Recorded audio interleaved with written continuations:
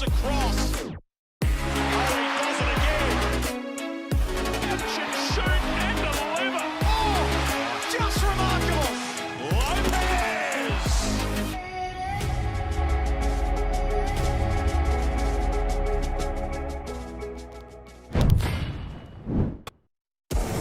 This is Kim, head pilot of Balloon Aloft Canberra. It's one of the capital's top outdoor attractions, and the rides usually sell out way in advance. It's no wonder Kim hasn't told you about the spectacular views of the city's roundabouts. Oh, and the National Arboretum, the Brindabella Range, and Lake Burley Griffin. As he always says, didn't think I had to. I mean, how do you put this into words anyway? Canberra, there's more than they're telling us. We don't do clickbait, fake news, or influencers. And you can keep your FOMO, cheap tricks, and propaganda. We want nationwide muscle. Get that, India. Rise again. Robust opinion. It's on here. The voice of sport. No way. That is massive. Anything else is just noise. Code Sports. No BS, just sport. Grab the app today.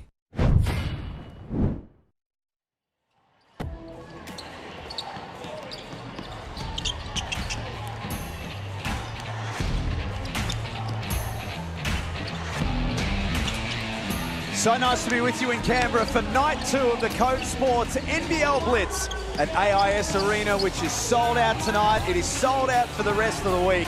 The fans in the nation's capital have voted with their feet. And so far, Derek Rucker, as I say hello and welcome to you, we've seen 3 high-quality games. They have been, and I think the players are really excited. I think the players and coaches understand that this is a very competitive season that's incoming and probably one of the most competitive in NBL history, and it's been reflected in the first 3 games. Not only have they been close, but they've been entertaining, Jack. Earlier tonight, Brisbane defeated Sydney 100-92. We'll talk about that game a little bit later on, but the assignment in front of us and for our viewers here as we take a look firstly at the points tally so far, you can see that the Adelaide 36ers lead the NBL Blitz table. Brisbane Bullets with a win tonight have 6 points as well. The Perth Wildcats winners last night. But we see Cairns and Tasmania for the first time this evening. And let's start with the Cairns Taipans. When we got told that there was budget to work with, and when we got told that the Cairns Taipans were going to take a big step forward in terms of being competitive here in the Hungry Jacks NBL, we had no idea that the roster would look the way that it looks now. We certainly did, and they didn't have a coach for a very long time where they were trying to sort out what was going on with the ownership, and that all left them behind in terms of starting their recruitment process. And it's been a late process, but boy, have they come strong late. Firstly, signing Jack McVeigh.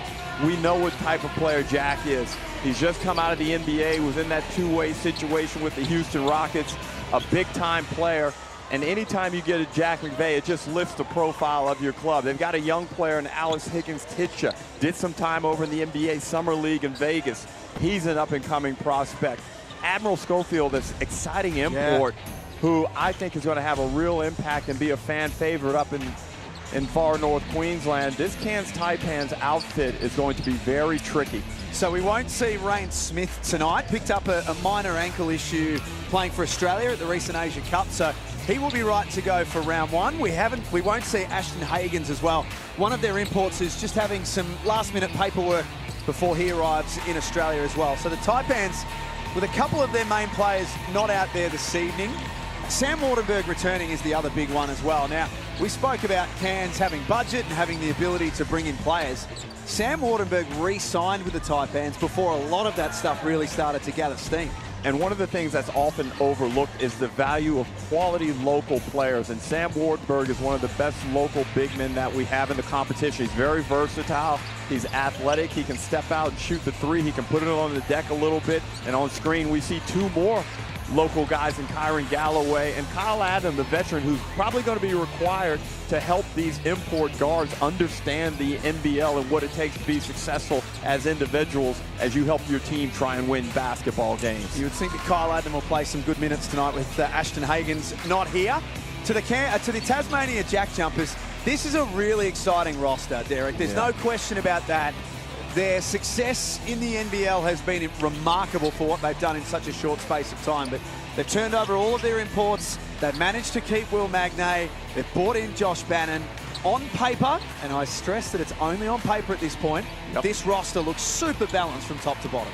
Jack, the number one thing that has me very excited about the Tasmania JackJumpers is the fact that they had a down season last year. Scott Roth is not going to allow that to happen again this year. And he's gone out and he's retooled, as you said. He's replaced the imports and brought in a new look import situation. And David Johnson, Bryce Hamilton, and Tiger Campbell. So they got some guys. He's the new addition and the late addition. So unfortunately for JackJumpers fans who are just reacquainting themselves with this team, Sean McDonald, who missed so much of last year due to injury, was slated to be the starting point guard in this team, and he'd earned that opportunity. Goes down with an ACL in the preseason, which is horrible news. And Shawnee Mack, we know you'll be watching. We're thinking of you right now. But Tasmania had to be quick on their feet. They had an import spot to play with, and they were able to plug that gap. Yeah, they certainly did. And it's just devastating news individually for Sean McDonald, because he is one of the truly outstanding guards. We go back 2 seasons ago to when Tasmania won that championship. In that game 5, he was outstanding. But that's the nature of this league, and that's really the nature of pro sports nowadays. You must build your team with a lot of depth, because injuries seem to be a lot more frequent nowadays. But all the best to Sean McDonald as he recovers from that injury. Anthony Drimmick not playing tonight for Tasmania, just sustained a minor injury. Kobe Williamson, one of their young big men, also we won't be seeing this week at the Blitz as well. Tasmania have got stars all over the floor, Derek, but the name Bryce Hamilton, as we take a look at the starting lineups, and he is in the starting lineup wearing the 0. Some of our experts genuinely believe that Bryce Hamilton could win the MVP. That's how good this guy is. Well, I talked to a lot of evaluators over the United States, and they feel this guy should be in the NBA, but the NBA is a very tough league to break, and sometimes not being there is not an indication of how great you are as a player. And we know the quality of this league and what it can do for guards small that can come over here and impact games. And I look forward to him being a real game changer and a high impact player. And I think the JackJumpers fans are going to go crazy over him this season. They host the season opener on September the 18th. Derek, you and I will both be there at My State Bank Arena for Game 1 of NBL26. They play host to Melbourne United. Milton Doyle will go back to Tasmania for the first time in the first game. It's going to be a spicy one, I think. You know, I like when it works out well for everyone. Milton Doyle has found a nice home. I wish someone would have given Jordan Crawford an opportunity. I feel like he still would have had a lot to give to the NBL. And then on the JackJumper side, as we said, they've really retooled, and they've done a good job in reassembling their lineup. And we didn't even mention, you know, possibly the best Australian big in the competition, in Will Magnay. An elite shot blocker, a guy who I thought was very good over in Las Vegas. I thought for sure he was going to get a two-way opportunity. That didn't come to fruition for the benefit of the JackJumpers. Now he's not only back leading the charge from the 5 spot, but he's also the newly named captain of Australia for that Asia Cup. And I think importantly, Derek, and we're both lovers of Will Magnay here, he's got a body of work in before the season starts. So he came back from injury, went to Turkey, had a short stint in Turkey, went to Summer League, as you rightly pointed out, then went and played for Australia at the Asia Cup. So in terms of preparation for a season, this is probably as match fit as Will Magnay's been in a number of years. And he's just such a physical presence out there. Good screen setter. I mentioned the fact that he's an elite rim protector. And if the JackJumpers are going to be in that top 4 equation this season, they need Magnay out there at least 75% of the regular season. So what are we looking for fans of the Cairns Taipans and the Tasmania JackJumpers? What are we watching for tonight? Well, I think both of these teams, in particular Tasmania, want to be very strong on the defensive end. Adam Ford, we know that he loves that hectic, frantic style of basketball, because that's what Taipans fans really enjoy up there. And let's see how this one goes. It's all brought to you by Code Sports. From slam dunks to the stories you don't see on game night, Code Sports has your NBL covered like no one else. Expert analysis and insider access on and off the court. Head to codesports.com.au. Our first look at Tasmania and Cairns in NBL 26. Mark Beecroft, the CEO of the Taipans, will join us in commentary a little bit later on. Tim Morrissey, former Canberra Cannon, will also join us in commentary to start the second quarter. Here's David Johnson. Nice look to start with. Well, right away you see the trademark excellent offensive execution from the JackJumpers. Get that good three ball from Johnson. Just didn't go. Great defense there. And Tiger Campbell strips Milwaukee Mag. 5'11" Tiger Campbell. So the Tasmania JackJumpers like their small point guards. There's Magnate. This is from close range. Excellent pass there from Bannon out of the corner.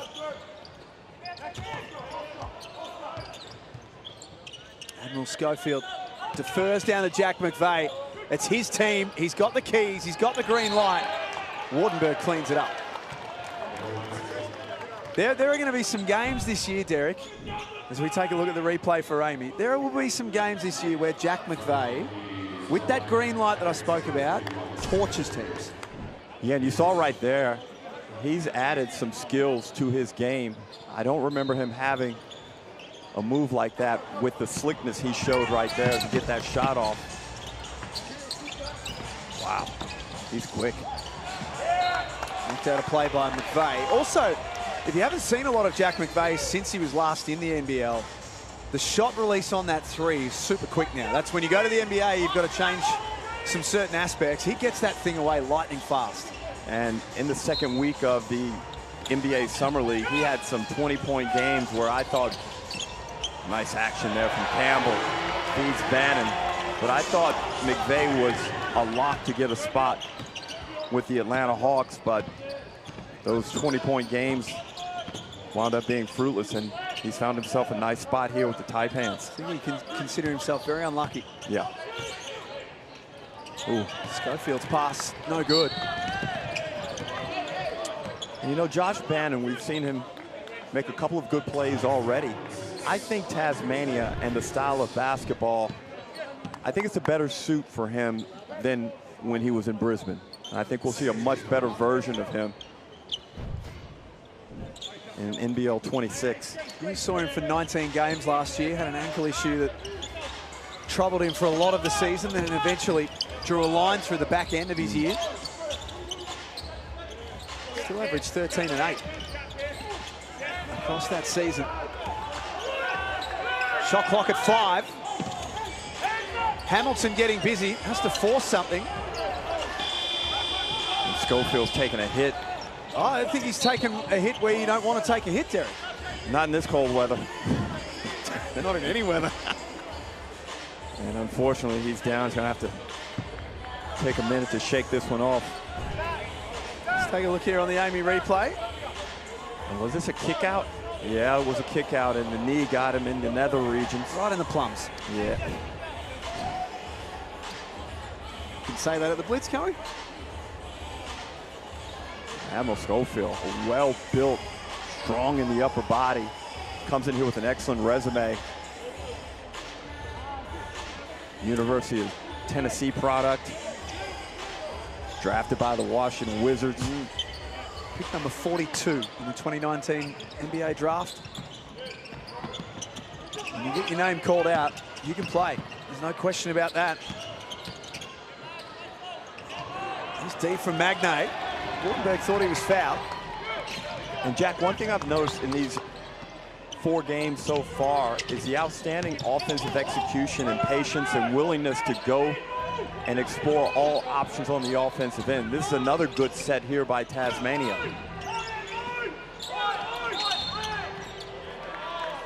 Really making the defense make as many decisions as possible.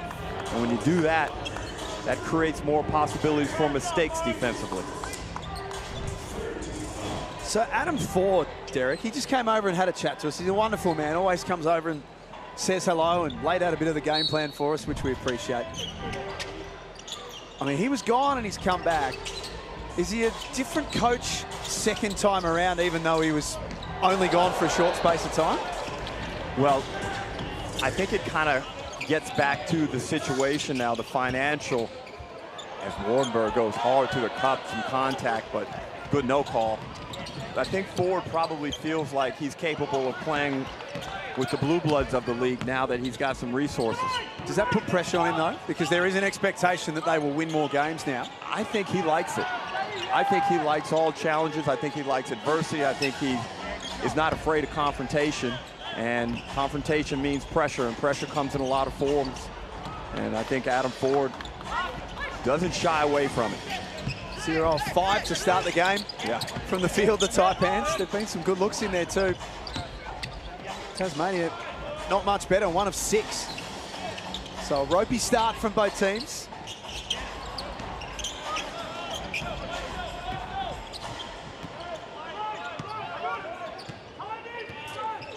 Wardenberg, little handoff to McVeigh. They need a bucket, Cairns, denied by Magnay, the Australian teammates. Bannon in the open floor. Scores for Tasmania, they lead 4-0. Adam Ford will get veteran point guard Kyle Adam into the game. McVeigh leaves that one off the front of the rim. Bannon's got a trailer, it's Hamilton. Timed his run to perfection. Timeout Cairns. Tasmania aren't exactly shooting the lights out either, but they've got away to a good start here against the Taipans. Well, just before the tip, I mentioned the fact that Tasmania in particular, their success this season and in the past seasons has always been predicated on how well they defend the basketball. Last year they went on that 8-game winning streak, and it was on the back of great defense. And talk about great. The EuroLeague team's coming. September 18 in Melbourne. You be there? I'll be watching it on TV because we shall be in Tasmania. Same night, of course. Yeah, there's so much going on at the moment. Basketball fans right now in Australia are, hopefully we're entering into a real prime patch, because there are some great events going on. The Pelicans coming over in September. This Blitz has been fantastically attended by the Canberra community. Amazing, Derek. Amazing support. It surprised me. I didn't expect this. And I think they want a team, Jack. What do you think? I think it is plausible. Be interesting to get the view. Tim Morrissey, as I mentioned, his affinity with Canberra started back in 1982 when he went to the AIS. Wow. He knows this area very well. Be interesting to get his thoughts on just how close this whole thing might be to becoming true for the people of Canberra. To get a team here in the NBL, get one back. McVeigh pulls the trigger. Marcus Lee into the game for the Taipans. Another good acquisition, I felt. Out to Bannon. Ooh, for a deep three. That's fresh Canberra air. And when I say fresh, Derek, the air here is fresh. Yeah, it's cool. It's crisp. It's bloody cold. Yes, it is. Yes, it is. Cold at night, cold in the morning. Couldn't tell you the last time I slept with a heater on, but had the heater on all night last night in bed. He stepped through from McVeigh, but Magnay changed the shot. Lee fouled over the back. Maybe the Taipans' first points will come from the stripe. Well, Marcus Lee, about a career 52% free throw shooter in the NBL. Our man Andrew Gaze, if he's watching right now, is probably moaning and groaning. No dribbles. That always makes me feel uncomfortable. As he climbs the first one off the back rim. But Marcus Lee, very good player to have on your team. Glad to see him back in the league. He's an outstanding winning basketball player as he knocks down the second. Championship winner with Tasmania. Grand final series last year with Melbourne. Everywhere he plays in this league, he plays playoff basketball. Good rim protector, excellent teammate, great lob threat, and he and Magnay are having a little battle for territory, Jack. They're also very good friends. Nico Fernandez just stepped in and they said, no, we're mates. Yeah. We're okay. Here's Alex Higgins-Titcher.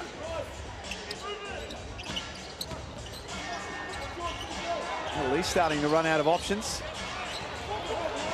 This has been sloppy from the Taipans, who are 0 of 9 from the field and have had 3 turnovers in this first quarter as well. Hamilton.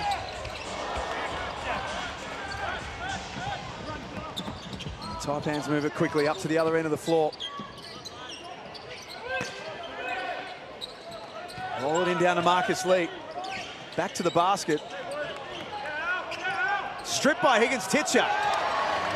Can score after 6 minutes. They finally get a bucket off of a little steal and reverse layup from Higgins-Titcher. Someone who should make nice progress this season is Campbell. Pushes ball. Knocks down a little mid-range jumper. That's nice. I think Tasmanian fans are going to love Tiger Campbell. 25 years of age, out of Iowa. Went to college at UCLA, Derek, which is a great school. 2nd all-time assists at UCLA. That means a lot, and that is a beautiful move. Bryce Hamilton.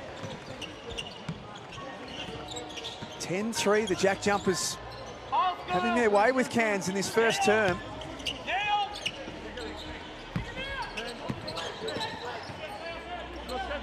McVeigh, premium look. He's getting good touches. Left every one of them short, though.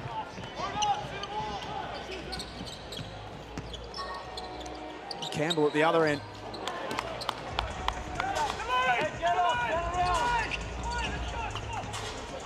Taipans 1 of 13 from the field.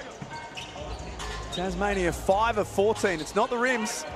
Sydney and Brisbane had no problems with it in the previous game. And McVeigh has no problems there. Good footwork from McVeigh.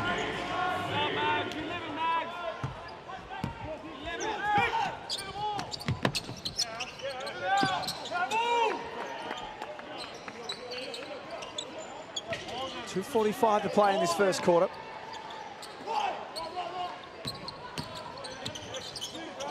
Magnay for 3. Here's something you don't see often. Maybe we should see more of it.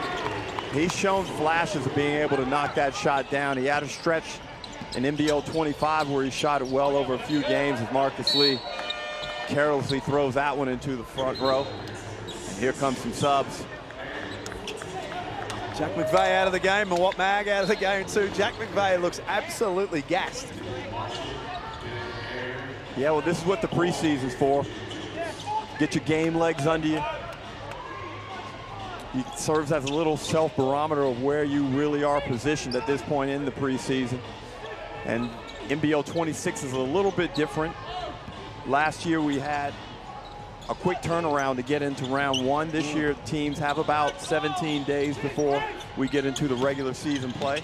For a couple of the teams who are involved in the Greek series, Sydney and Adelaide, it's a month before we see them play an NBL game for points. Both teams continuing to ring the changes. Josh Bannon out, Archie Woodhill in, Ben Eyre in as well for his first minutes as a JackJumper. Likewise, Nick Marshall, former Adelaide 36er. Hamilton with 2 on the clock, got deep. He's fouled by Higgins-Titcher. I like how he was able to identify the driving lane. And not only did he identify, but he got through it, through the contact. Probably didn't elevate like he would have liked to, but nevertheless, he's going to the line to shoot 2. The Bryce Hamilton story, for those who aren't familiar with him, 24 years of age, so another young import here in the NBL. There's a few teams going down that path now out of Pasadena, California. 4 years at UNLV. Again, another very, very good school. Averaged 14 points, 4 rebounds across his time there, and then has been in Greece and Germany since then. 2 tough leagues. This guy's a player. Yeah, good physical profile. Looks like he can play 1 through 3 in this league. The stroke looks good. Marcus Lee with the spin, a little dump off for Statman. Ooh. Nice find from the big man.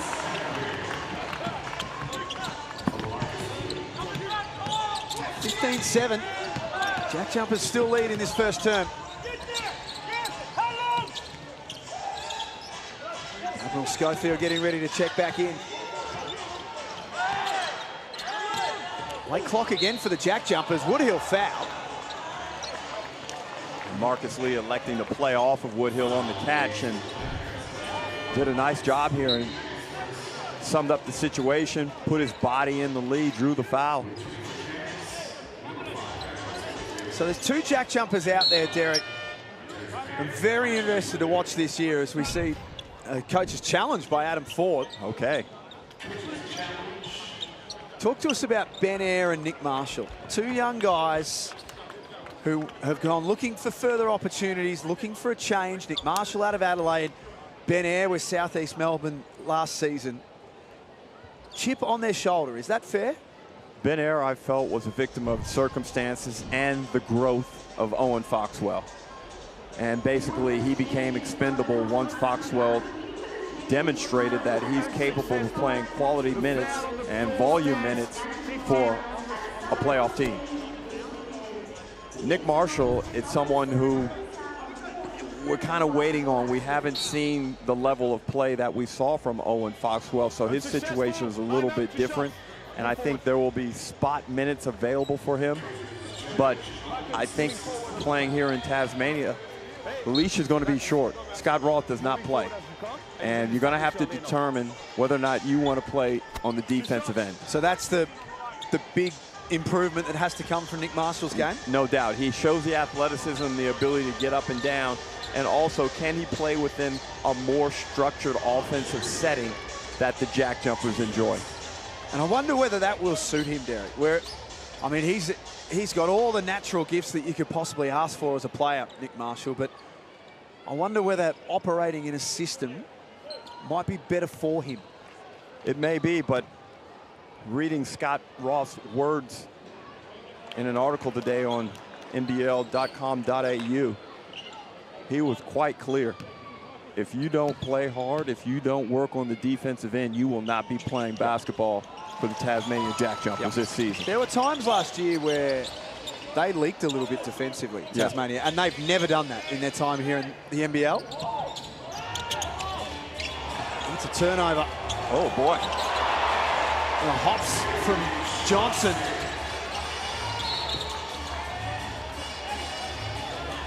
And he showed us something. He showed us some level of athleticism that he can play at. Got up in the air and then decided what he wanted to do with it. A beautiful finish.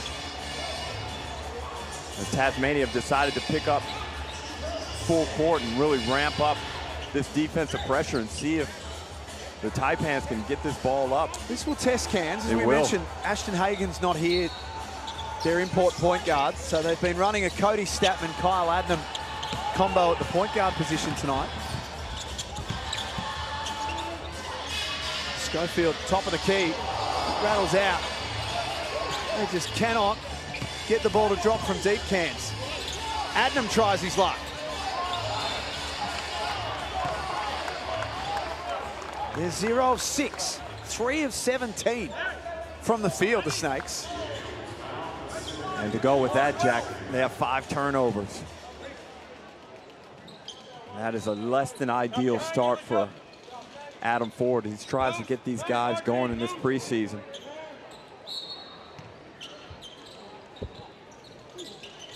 Ben Eyre and Adam just all over each other. That got very Greco-Roman for a second there. Well, Ben Eyre is a very good defensive player, and his three-point shooting is on point. And I think because he's such a good shooter and skilled and talented on the offensive end, people often overlook what he's capable of doing on the defensive end. As Nick Stoddard checks into the game, showed some real good signs late last season. So Kyle Adnam gets a little bit of relief from Ben Eyre as he's got the inbound duties. Final minute of this first term. Galloway, the stretch to catch and then pull the trigger. Brother Jalen did some nice things for Sydney earlier tonight. Certainly did. And a surprising loss from the Kings, but it's only preseason, Jack. That's it. 100-92 the score in that game. If you missed game number 1 tonight at AIS Arena. Brisbane looked organized. Sure did. Sold out crowd tonight. We are sold out for the remainder of the NBL Blitz. There are no tickets available here in Canberra for any more of the 3 nights beyond tonight.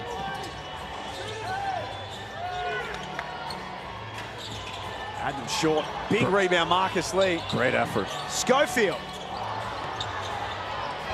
Statman can't even score from underneath. It's the sort of quarter for Cairns that they'll just have to laugh and smile about. 3 of 22 from the field in the opening term. They trail 18-7 over the Tasmania JackJumpers.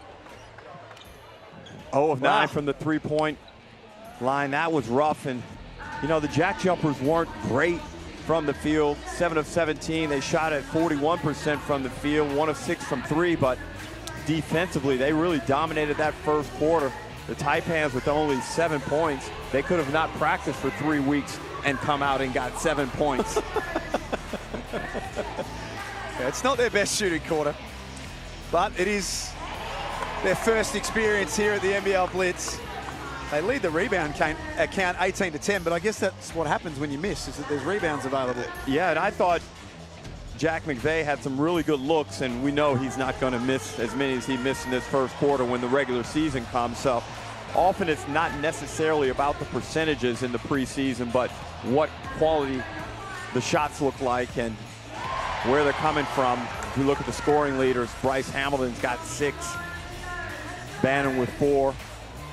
We won't mention that air ball that he launched from 3 that was way left. That did not look good coming out of the hand. Will Magnay has 6 rebounds, 4 rebounds. Cody Statman for the Taipans has 6. Marcus Lee has 5. The Taipans have 18 rebounds in the first quarter.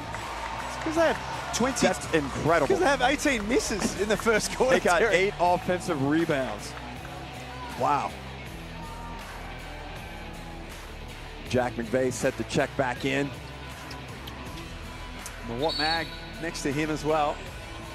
Intriguing prospect. Mawat Mag, graduate of BYU. Averaged 6 and 3 in his senior year. Still very young.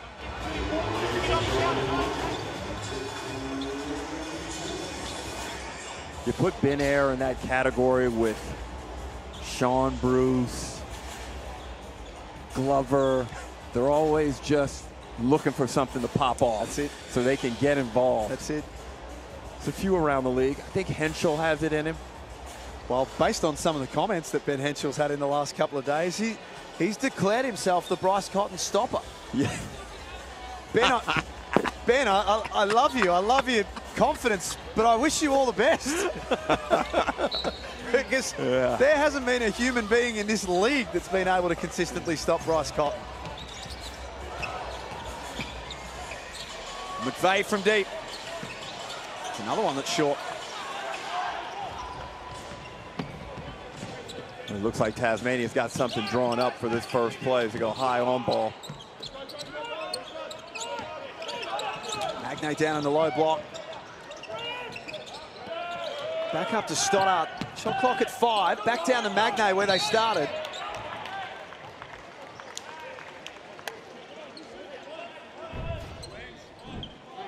Magnay catches on the block, went with the cross step and was able to generate contact.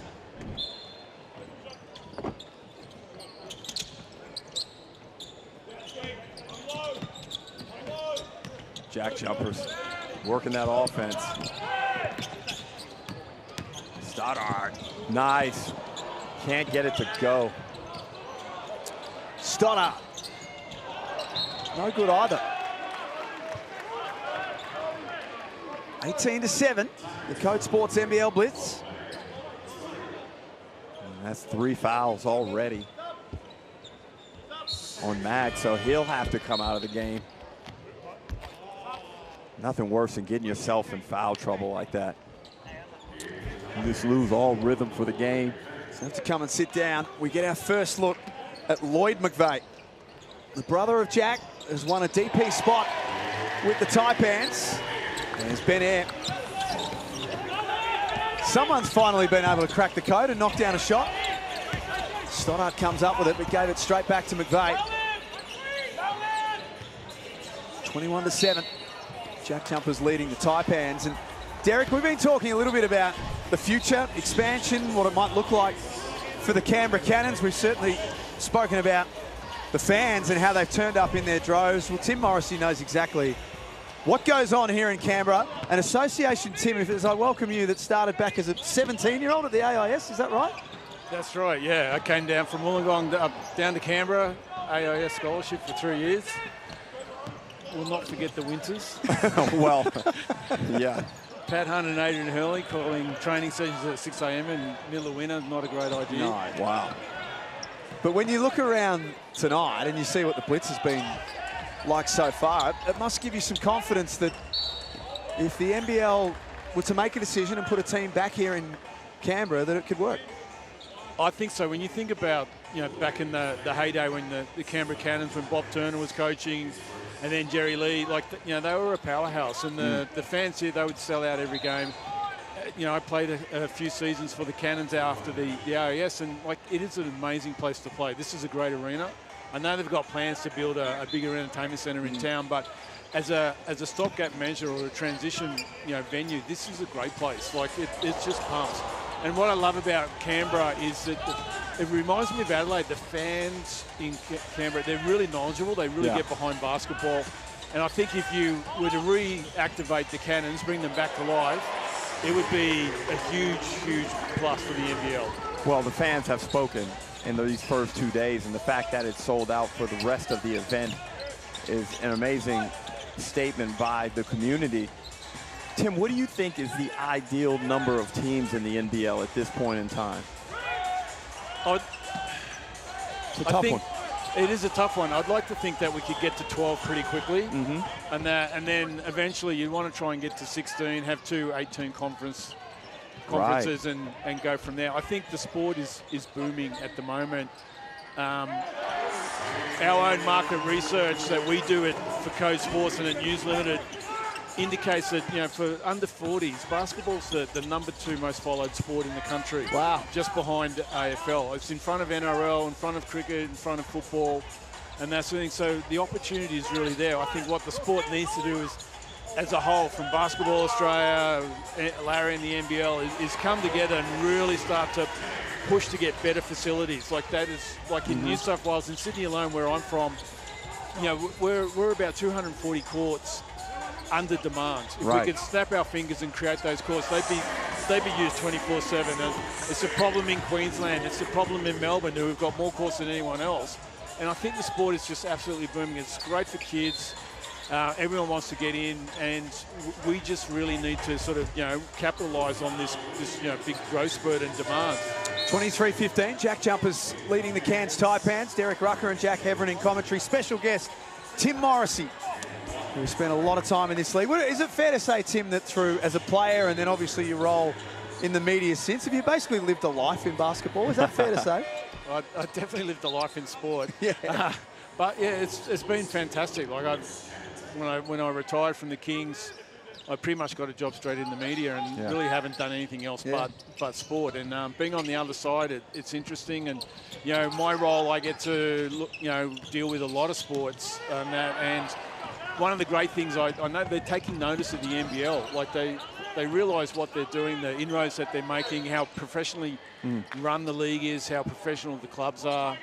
For a sport, if you consider where it was, before Larry took it over, and that to where it is now, the indications are great. And I think it's, again, like I said before, we just got to everyone's got to get behind it and really start to push and get the expansion, get the grassroots growing as well. And Tim, I was just mentioning before you jumped on air with us some of the great current day antagonists out on the basketball court. Sean Bruce, Ben Air. You were sort of the OG of antagonists, and that's not taken away. You were a fantastic athlete, a smart basketball player, but boy, you could really get under people's skin. I would describe myself as an innocent bystander there. Right, okay. Yeah, right. I don't think Leroy Loggins would say that. Is Bannon from outside. That shooting arc looks a little bit off tonight. Magnay rescues it, and Campbell takes care of it from there. Hard to believe, Derek, when you see the Tim Morrissey that I know now, and we know, that sits in front of us in the nice suits, and the nice job and the office and everything, that he's to get out there on the court and really frustrate people. Well, there's a role for everyone, isn't there? And that. What I love about the Blitz so far is the referees are really letting them play. Like, the physicality of our league now is incredible. I was in Las Vegas for the Summer League, and Tim, I think we're starting to see this convergence of playing styles globally. It's almost as if, and I know this isn't the case, but you're starting to see a more universal style of refereeing. Our league, I thought, used to be too soft at times. And you even see the NBA change the way they called games last season. Yeah, I think the way that it's going, you want to reward the physicality. Now they're starting to knock their shots down. They've hit five of their last 6 threes, the Taipans, after being 0 of 9 in the first quarter. Yeah, they're going to be an interesting team this year. Oh, they're going to be. Tim, you remember what it was like, some of those road trips where you have to go up to Townsville, you have to go up to Cairns, and they're very hard trips to take. And then you go up there and you have a team that plays with the energy and the commitment that the Taipans will, and now they've added a star in Jack McVay.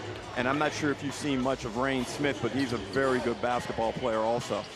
Yeah, well, I saw him for the Boomers at the Asian Cup, and I was super impressed. You think about, you know, like what he could potentially bring to the Boomers. You look at those top Euro teams, and that they've always got those guys that can just shoot from anywhere. Yeah. You know, we've had Chris Goulding. You know, unfortunately, he's at the end of his career at, at the international level. But someone like Rain Smith could really be a game changer for the Boomers. And I think, Jack McVay's off to a slow start tonight, but he's had a lot of basketball. We know what this is like, Tim. You're just trying to get some burn. Yeah. Don't get hurt.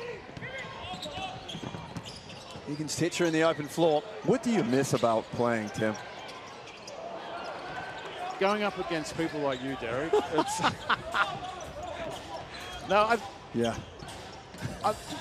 It's a great life. Like, being a professional athlete is, the bonds, the camaraderie you have with your teammates.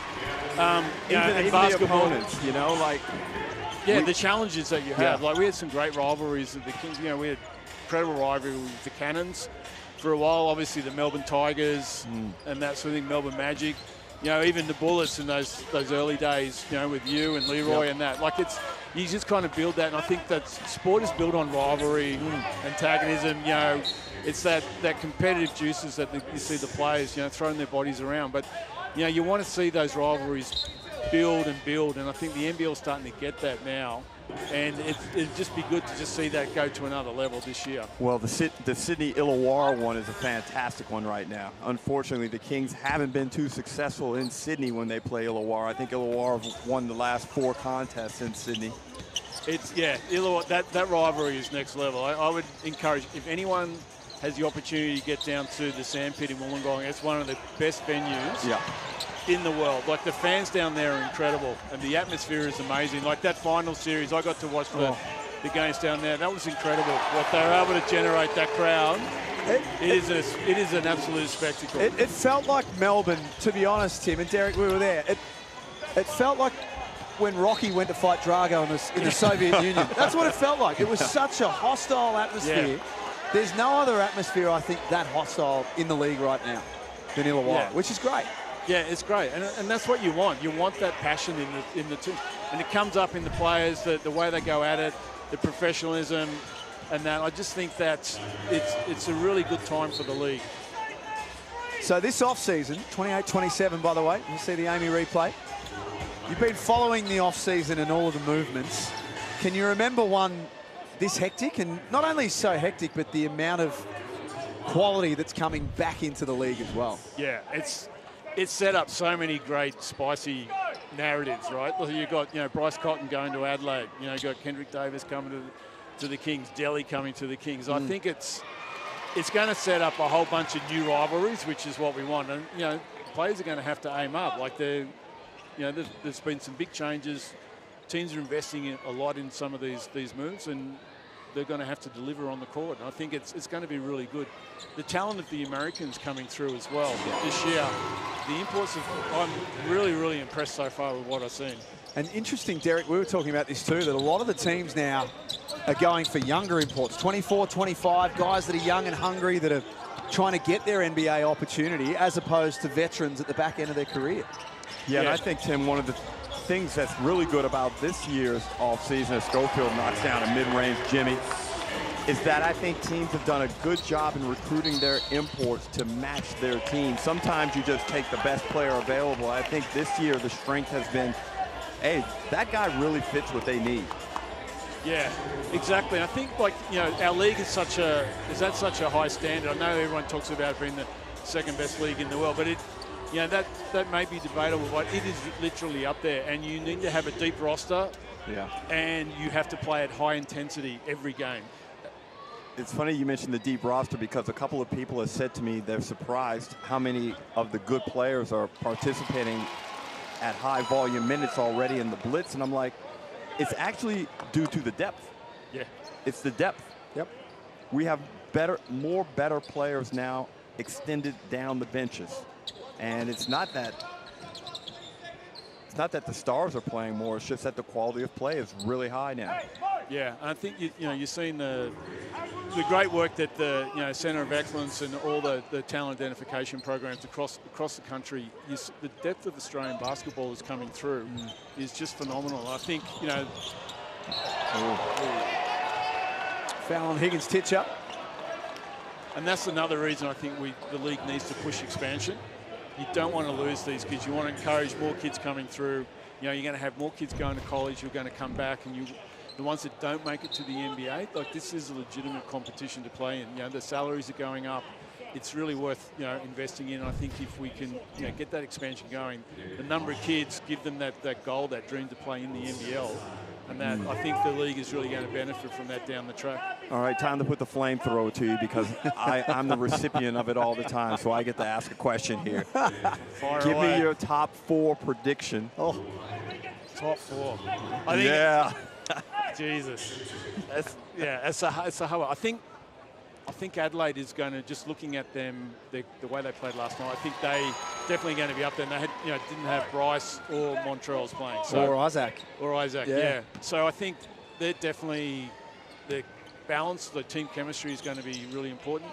I think I was really impressed with Brisbane against the Kings. I thought they looked really good.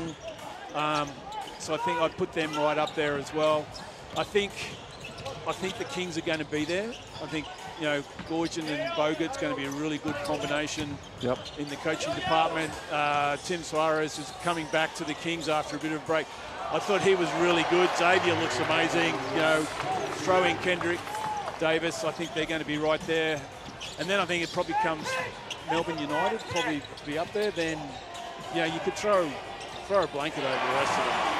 Which are dang for 3. I think the JackJumpers might be the one that a few are sleeping on, to be honest, Tim.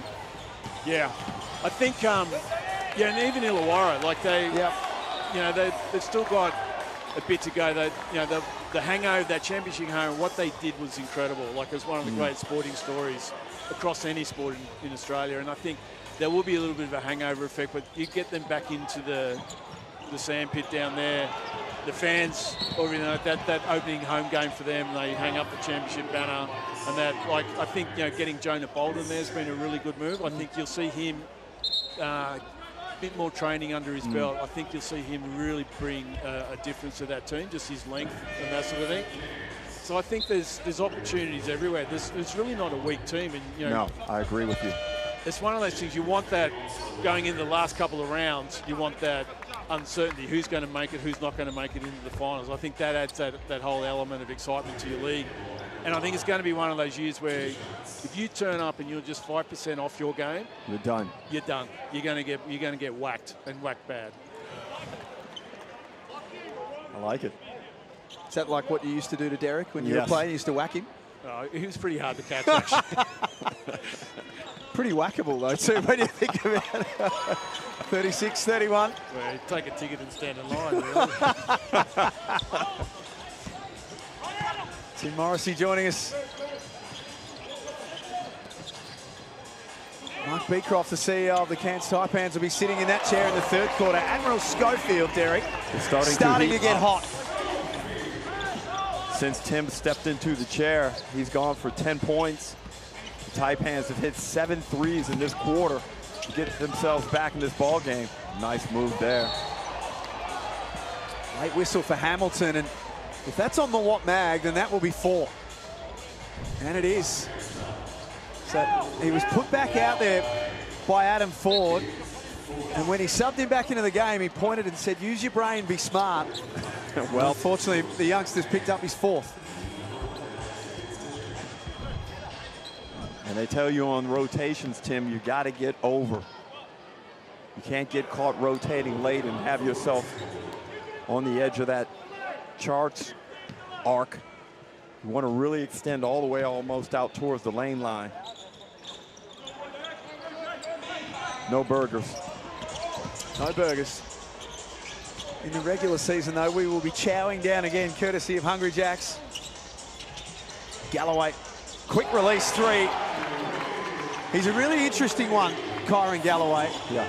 Promises a lot. Jalen's taking the next step forward in Sydney, but it feels like now it's time for Kyron to take that next step forward as well. Keep in mind, last season, he was shooting that ball at a torrid pace through the first 5 or 6 rounds, especially one game down in Melbourne where they upset Melbourne United.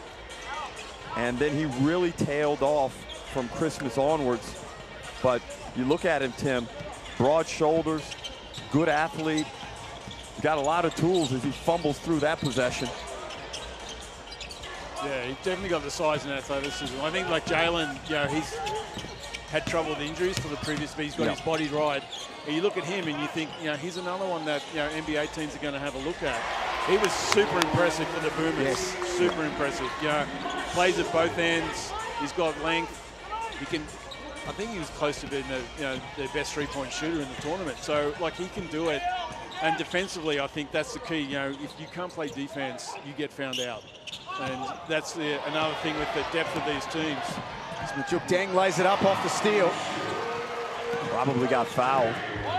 He had a case for a three-point play. And there he is defensively as well. Got a hand in the passing lane. JackJumpers ratcheting up their D at the back end of this second quarter. Good pass. Marshall gave it up. Here's Hamilton. No good. Tiger Campbell gets a look at it. He buries a 3. But that's JackJumpers basketball right there, Jack. Good defense. They turn the Taipans over. And then they do a good job in transition and spreading the floor and continuing to play. Offensive rebound, kick out, 3-ball. You're finishing with a hurry in this second quarter. Schofield from deep. Oh! What a second quarter Admiral Schofield's had. 13 points in the term. He is as advertised, and the Taipans trail by 5 at the main break. But this game got very hot very quickly. Certainly did, and Stappen does a good job. Just get it to him just in time to launch that 3-ball. And sometimes that's all it takes. Basketball players were so volatile.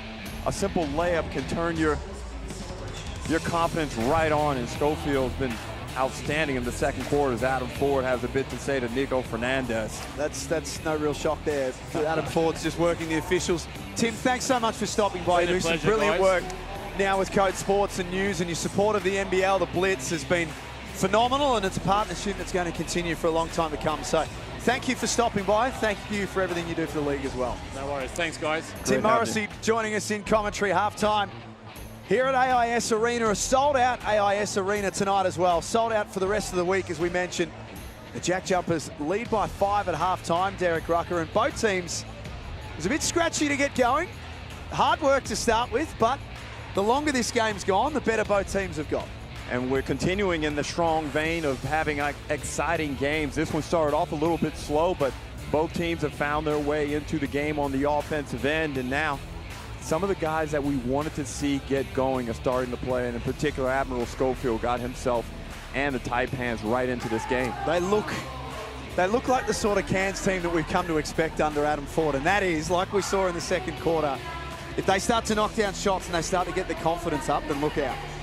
And look, the venue they play in up there in Cairns is a pit. And we know how difficult teams find it to get victories up there. And with an increase in talent and more cohesion in the playing group and a mutual understanding of what is required to win basketball games, this Taipans team is going to prove problematic throughout NBL 26 as we look at the stats. Not much in that Jack, other than the JackJumpers have turned the Taipans over 7 times. Yeah. 7 steals. Yeah, that'll be the one stat that I don't think they'd be too happy with. There's our leading scorers. Admiral Schofield has 13 that all came in the second quarter. Sam Wardenberg had 11, Cody Statman 8. And for the JackJumpers, Majuk Deng with 10 points of his own. Tiger Campbell 8 and Bryce Hamilton 7. Leading rebounders Marcus Lee. That's what he's there to do, Derek. He's there to do exactly that and lead their rebound count. Rebound, block shots, and dunk. And that's Marcus Lee's job description, and I think he'll be able to fulfill that role quite well. Some of the assist leaders as well. Tiger Campbell again. He's looked good. That's what he's there to do in this team, is to facilitate. I like what he's doing out there on the floor. He's got 8 points, he's got 4 assists and 3 steals in 14 minutes. Excellent productivity. Halftime here at AIS Arena. It is the JackJumpers who lead Cairns 45-40 at the Code Sports NBL Blitz. Fall in love with Hungry Jack's new Jack's Fried Chicken Southern Style Tenders. Crispy, juicy, 100% Aussie chicken that will have you craving more and more. Now at Hungry Jack's. We don't do clickbait, fake news, or influencers. And you can keep your FOMO, cheap tricks, and propaganda. We want nationwide muscle. Get that, India. Rise again. Robust opinion. It's on here. The voice of sport. No way. That is massive. Anything else is just noise. Code Sports. No BS, just sport. Grab the app today. Floriade, Australia's biggest celebration of spring, returns to Commonwealth Park in Canberra from September 13 to October 12, 2025. Marvel at 1 million beautiful blooms as you dive into nature's laboratory with this year's theme, Science and Nature. Explore Floriade's dark side at Nightfest with vibrant illuminations and entertainment from October 2 to 5. Visit floriadeaustralia.com. Proudly presented by All Homes and produced by the ACT Government. Ziggy, no! Ziggy! That's it, we're going to the shop. Riding on the highway. Going to a show. It's a long way to the top if you wanna. Sausage roll? Got 4 left.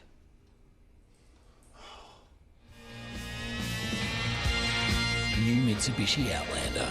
It's a bit rock and roll.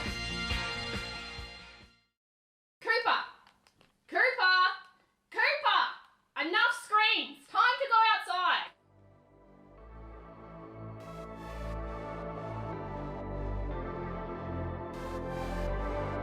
Cooper, are you gaming again?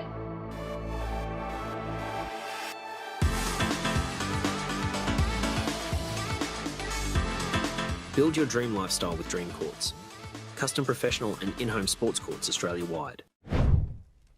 We are super excited to be here in Canberra this week for the NBL Blitz, and all of the games are at night. So we thought we needed to find some things to do during the day. And Pete, we've been told all about the world-famous Capital Brewing and the world-famous Brodburger. I mean, we've been here less than 24 hours. The locals say, get down, try Brodburger, and they said there's nice beers as well, so you've got me sold. Well, they are our 2 favourite things outside of basketball, of course, are beer and burgers. We are dying to get in there and check it out. Come with us, let's go. What would you suggest? All right, 2 Brodburgers, please. Look at this. This looks unreal. That's what we've been waiting for. Woo! How's the aioli for it? Look at this. We were not disappointed, Pete. We've got full tummies. We've got happy bellies. We had such a blast here. That was delicious, and I'm ready for another beer, so let's roll. It is so much fun here at Capital Brewing. Go in and check it out. The Brodburger is as good as everyone says it is. It is one of a range of things that you can do here in Canberra this weekend while you're here for the NBL Blitz. Yeah, let's go. We're having a lot of fun at the NBL Blitz here in Canberra. Pete Hooley and I went out yesterday to Capital Brewing. Derek and Looked pretty good. sample what was going on, Yeah. and it was sensational as well. Nice little casual acting by you guys. It looked smooth. Wasn't award-winning acting, was it really, when you think about it? I think we'll just stick to what we're doing here. Half-time, by the way, 45-40. The Taipans lead, the Taipans trail the JackJumpers. Speaking of getting out and about in Canberra, I'm told, my sources tell me that tomorrow, Derek, you and Felix are off to the Canberra Zoo. We are. Apparently there's a Feed the Cheetah. The Feed the Cheetah moment. I hear that cheetahs like dark meat too, so I'm a little bit nervous. I was just about to say, are you sure that you're not the one that's going to be fed to the cheetah?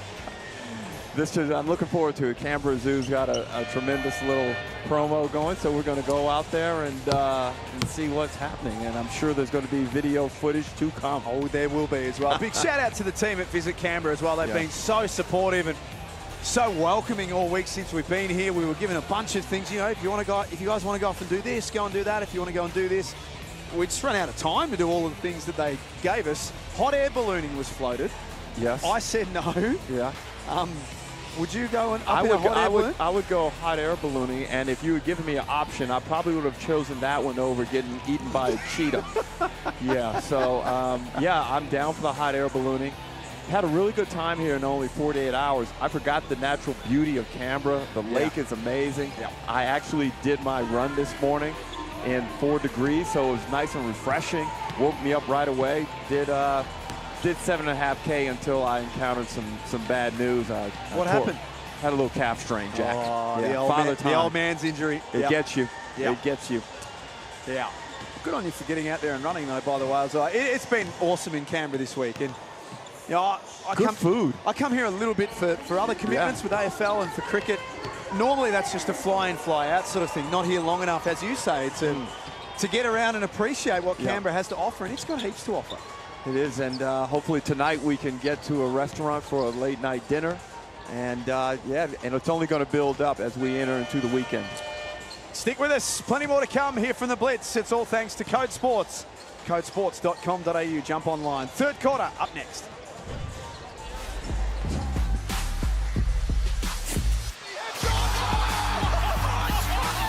Oh my goodness!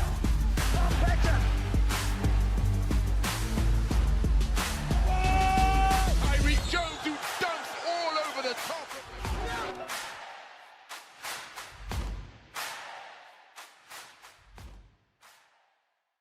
Hoops Fest, a basketball extravaganza like nothing this country has ever seen before. Great destination to watch NBL basketball, WNBL. We've got it all. It's a basketball bonanza here in Perth.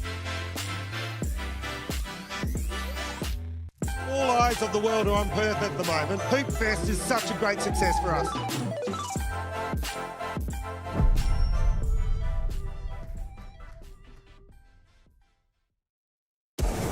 This is Kim, head pilot of Balloon Aloft Canberra. It's one of the capital's top outdoor attractions, and the rides usually sell out way in advance. It's no wonder Kim hasn't told you about the spectacular views of the city's roundabouts. Oh, and the National Arboretum, the Brindabella Range, and Lake Burley Griffin. As he always says, didn't think I had to. I mean, how do you put this into words anyway? Canberra, there's more than they're telling us.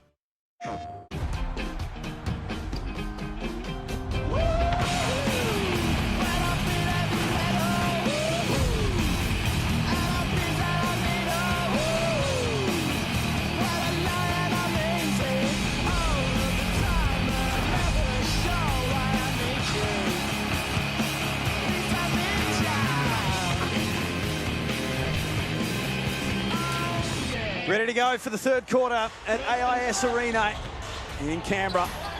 45-40. The JackJumpers lead the Cairns Taipans. Been an entertaining second quarter.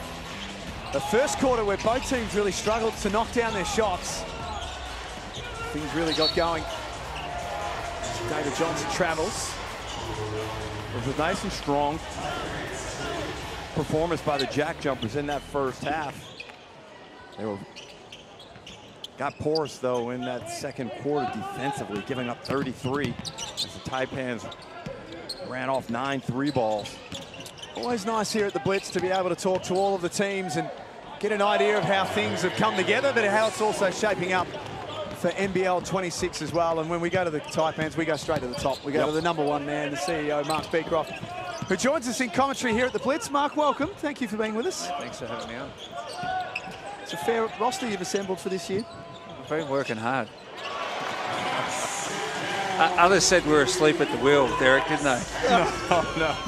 That was my sidekick, Damon Lowry. I know who it was. Shout out to Damon. I've just woken up. I always love when we're able to get the big men in while their team is playing. And when you look at this lineup, Mark, once you get, as Magne lets one rip, once you get the full roster out there, and given the home court advantage you guys always have, you must really feel like this is potentially a top 4 team. We'd like to think so. Obviously, the recruitment started before the season ended last year, so it's been a long off season. We were patient. We needed some things to go our way, and thank the fans and the support and our commercial partners in being patient with us in being able to do what we did. But it was late, very late compared to what we normally are. Did that have anything to do, or how much did it have to do with what was happening with the ownership? Well, it was happening at the same time and at different speeds. Obviously, we know we can cookie cutter and run a good business model in basketball. We finished last year. We needed to do things differently. It was a really tough year. Our season was almost done before Christmas with the number of injuries. At the Blitz last year, we had no point guard. Ironically, we're down a point guard here this year. So we needed to be different. And the ownership piece, we haven't changed ownership, but everything looks like we have. And it was certainly the work we were doing to be able to build revenue, to be able to put this together. And we thank our partners, particularly with Ken Frost and John Richardson, enabling us to help put this together and where we are right now. So is it the best roster on paper that the Cairns Taipans have ever had? I saw this earlier. Geez, you don't miss much. Very difficult. One of the best receipt keepers you'll ever meet, Mark Beecroft. Have you met Money Mike, Scott? He's even better than me. Magne with the jam. Challenged at the rim by Wardenberg. To answer your question, there's been a lot of good Taipans teams. Yes. It'd be remiss if I, like over the years, and you think back, we've had great teams over the years. Scotty Wilbekin and Torrey Craig in 14-15 was an amazing team with an amazing year. But in terms of the build, and certainly what we've been trying to do this off-season with 40, and keep in mind, we thought we were recruiting a new coach. Yeah, so let's talk about that. That's a fascinating one in itself. That, I mean, we started to get some wind and some talk that there was a chance that Adam Ford could come back as coach. And we were, at first, when everyone heard it, we were like, how does this work? So trying to help all of the fans understand the process of when things started to become legitimate for 40 to come back. Yeah, well, he's terrible at goodbyes, so as are we. And he went with our blessing, and we, like a lot of players and coaches that have come through our program, we want them to go on to bigger and better things, and that was certainly after the tough year we had. It took its toll on Adam, took a toll on his family, and he really wanted to explore this opportunity that had been presented overseas, and he went with our blessing. We wanted to keep him connected to the club, and that was really important. We get along really well. We've been able to build some really good things, and so we started to have this narrative and conversation about what that looked like in staying connected with us, and at the same time we were making change around how we're going to really bring to bout the conversation that has been happening for a long time around ownership and money. And then we start talking to players. Statman knocks down another three. We start talking about players, and I said, give me your opinion on this player, and give me your opinion on this player. And he said, are you really talking to them?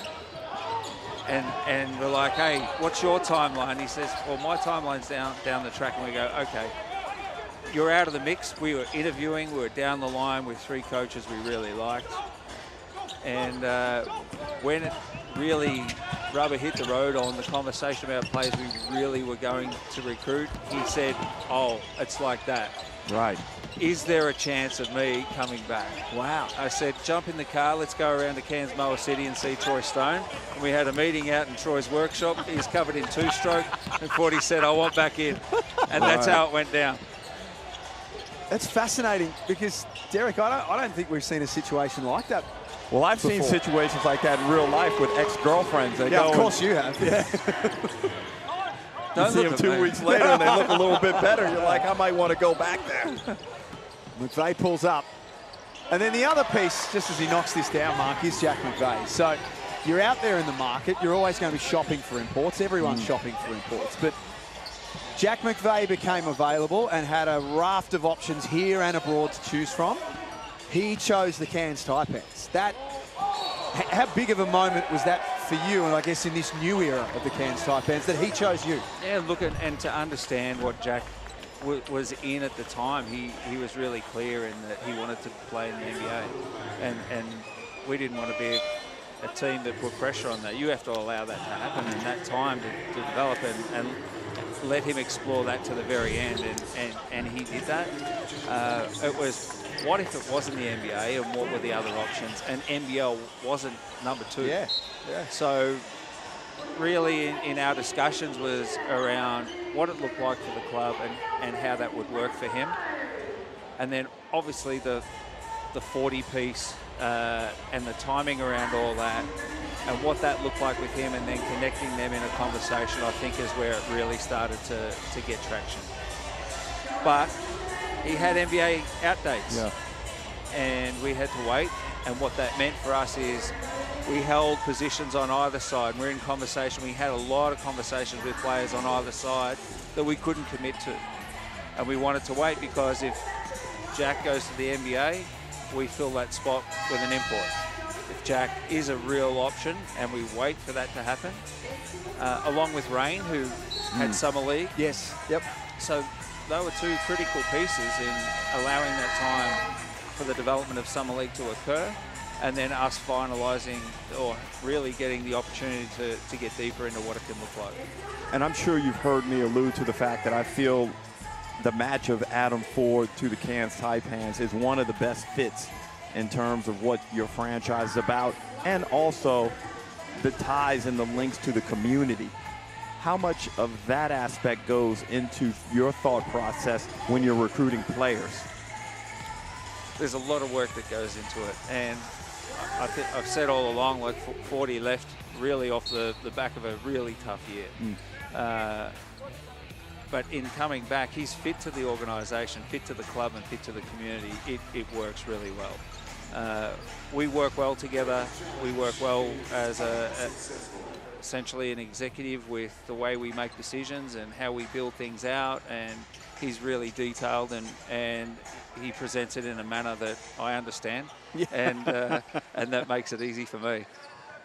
So we were talking about this in the first quarter. Now that you've got some more finances available to recruit in the way that you have, and you've got Adam Ford back, does that put pressure on the organisation now to be more successful on the court, do you think, or not? Well, I think the narrative to us for us, 240, was what we do this year will be different to what we have done, and we want to win. Yep. And we're going to tool this up in order for you to have a roster that can. Now, we think every year and up until now that we've been able to win. There's your boy just knocking down a 3. Hopefully you see a lot of that this season. Yeah, absolutely. But we've always felt we can win. We have had very narrow margins of error. And so we have to get a lot of things right to have that chance to play off or play in. And it was really about giving him then the tools. And we're starting to see glimpses of what we hope it will look like for the year. You just see you smiling as you're sitting here watching this all coming together too, which is great. Only because I'm up this close. I normally sit up the back of the stadium. There's Adnam. Wow. Everyone getting in on the act now. Taipans back within 1. Well, they started off 0 of 9 from the 3, and now they've gone 12 of 18 from the 3 to get back to within 1 point of the JackJumpers. It's been an outstanding performance from the Taipans in quarters 2 and 3. And now they've got Tasmania a little bit disjointed on the offensive end. Nice finish with the left hand. Hamilton. It's 15 points now for Bryce Hamilton. The off-season as a whole, Mark, we had Tim Morrissey in from, obviously spent a long time in this league and now with Code Sports. We said that, and you guys were a major part of it, how crazy the off-season was and how many moves were going on. Every time you picked up your phone, there was a signing or a rumor. It was a wild 3 or 4 months. It was fantastic. Mark, you've been around the league for decades. I'm not sure we had this many blue chip signings in an offseason in NBL history. No, it was fantastic. It really was. And watching what was happening with other clubs and not being able to really talk about what our plans were. We wore some criticism, obviously, around all of that, but now you know why. It was really about the waiting and working on the commerciality of being able to do what we really had a vision to set about doing. I think the way it's come together, we're really pleased. I think it looks like the vision that we set about. Now it's over to 40 to bring all that together. No pressure, 40. Right. He loves it. He does. I can't imagine what the convention center is going to be like up there with this roster. There just must be a buzz in the city of Cairns. There's certainly a great energy around it. And you have a think about our season last year where we did finish last, but our crowd numbers went up. We averaged 4,300 people to a game at the convention center. And how cool is it going to be this year with what we're seeing a glimpse of now? Park the first quarter, but... yeah, don't shoot like that at home like you did in the first quarter, Mark. No, not at all. Now that we've got you on air, it's kind of our own little show here. Me, you. You got anything you want to say about Damon Lowry since you're here? I love playing against Damon. That's all I'm going to say. Hey, Dame, how are you, buddy? I haven't screenshotted or recorded his comments about us at all. And if you believe that, you believe anything. 3 minutes 26 left. And McVeigh, little pull up. He's got so many more ways now to get his shot off. Tell us a little bit about Admiral Schofield, Mark. That's a nice step back from Johnson. Derek and I were talking about his resume earlier and what he's done in the game already, but what's he like as a human being? Because I know that's such a big thing for you guys, is to get the right person as well. On cue. Well, when you make threes, that makes you a really good person. He's firstly a great person, a really good dude. And already within a game, like this is his first game, but our first preseason game up at home is already showing leadership and feedback across the group and really engaged. And I think that comes with the experience at level he's been at. I think that's super encouraging for the group. What's interesting is his agency and group is represented by, and the connection was through DJ Hogue. Right. And his success here in the NBL and how well he did with us. And a shout out to George and Jason, who helped us put it all together. But it was off the back of that success that DJ had with our club that they really wanted to be able to place another player here and see if we can do the same or similar. Well, he's got 18 points in 18 minutes. And this is a guy who has outstanding pedigree. As we mentioned in the first half, played in the NBA, really good career, an outstanding final year at Tennessee, which he excelled. Mark, we said that we'd keep you for a couple of minutes. We've kept you for most of the quarter, but thought it was really important that Taipans fans heard everything that's played out in the off-season and how it all came together. So congratulations for you and your organisation. It's a big step forward, and we wish you all the best for this season. Thanks very much.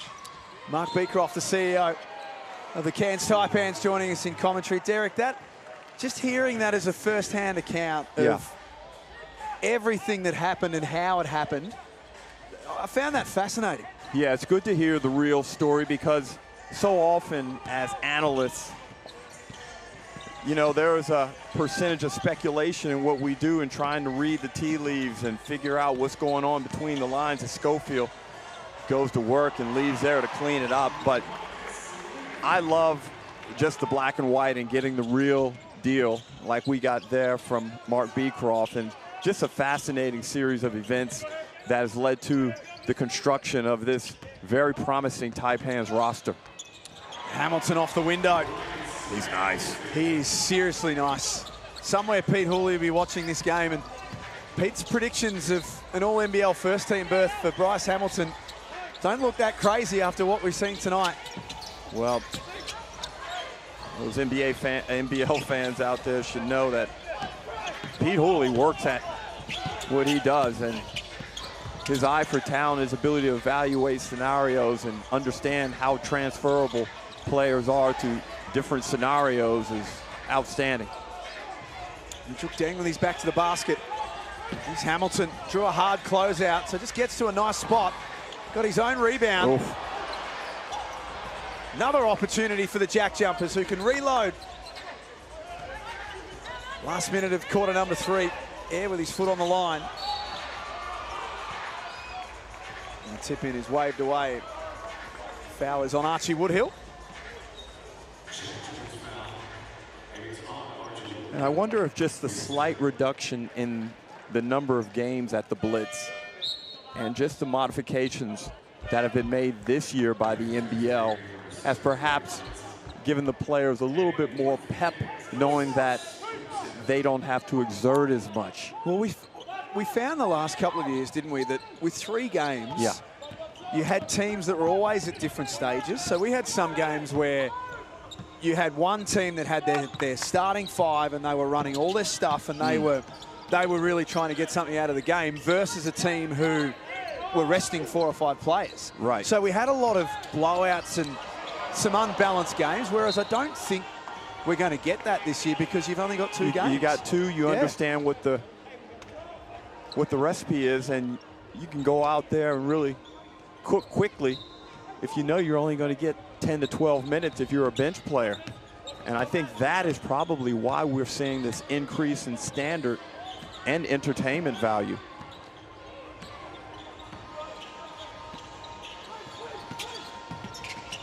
Three-quarter time, not far away. Ben Air wide open. Can't score. Johnson with the O-board.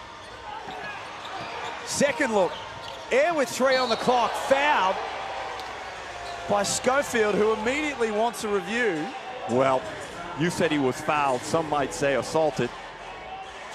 Admiral Schofield certainly didn't think that. And sometimes the manner in which you try and block the shot can be misleading also.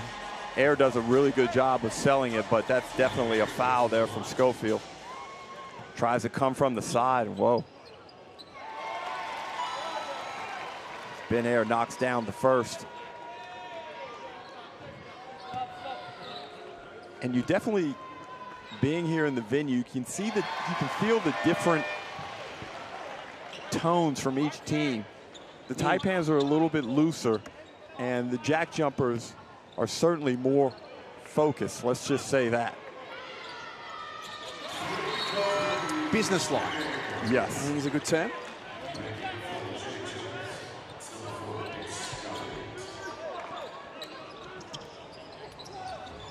Three seconds at them from halfway. This is close. That was close. Looked good out of the hand. We've got a 1-point game at three-quarter time, and what was a pretty scratchy start to this one has turned into a really even contest. Well, the Taipans obviously have knocked down 14 threes in quarters 2 and 3, but they're looking after the ball a lot better. The turnover count is now 10-9. The Taipans committed 1 more turnover. Both teams shooting at about the same clip. The Taipans obviously now have really elevated the 3-point percentage, and that's why we've got this tight battle. See the shooting percentages on screen. JackJumpers have got ahead of the rebound count now. They were well behind at quarter time, and 8 steals to 1. That would be something that Adam Ford wouldn't be super happy with. We are here at AIS Arena. We are here for another 3 days after tonight. And this, Derek Rucker, is what we are playing for, the Loggins-Bruton Cup. Leroy Loggins and Cal Bruton, 2 of the most famous names in NBL history. Cal's here courtside, but correct. This goes to the winner. Last year it was the Brisbane Bullets. Yes. Who's it going to be this year? This year it will be, oh my, I'm going with the Adelaide 36ers. I think the Sixers are going to take home the cup and be NBL Blitz 26 champions. Is that how we call it? Well, there you can see on screen right now, there's the points tally. So yeah, all the quarters matter and the overall results matter as well. Adelaide had a pretty comfortable win last night over Illawarra in their first game. The Brisbane Bullets, after their win tonight and by virtue of winning so many quarters, have shot to second on the table as well. And the Breakers, you know, there's still some teams that haven't even played a game yet, so don't read too much in that standings as it is at the moment. Got some teams that we're going to see for the first time tomorrow. Southeast Melbourne, Phoenix. They're in town. They flew in today. I saw the Phoenix team at the hotel. They're up first tomorrow against the Breakers, New Zealand, who we haven't seen yet as well. And then Illawarra and Perth will play the second game tomorrow night. I liked the Wildcats last night. They look good. And I was trying to pick the brain of my former teammate, John Riley, the Perth Wildcats head coach. Trying to pick his brain about who Schofield off a pin down. Turnout action, knocks down to 3, but John Riley was not giving me any info about who that guard is going to be. The Wildcats still have an import spot to fill, and that will complete their roster. There are two really important positions to be filled in this league that I think Derek will have a big say on what the league looks like. That's a kick out from Ben Eyre. Adam Ford telling Ben Eyre all about it.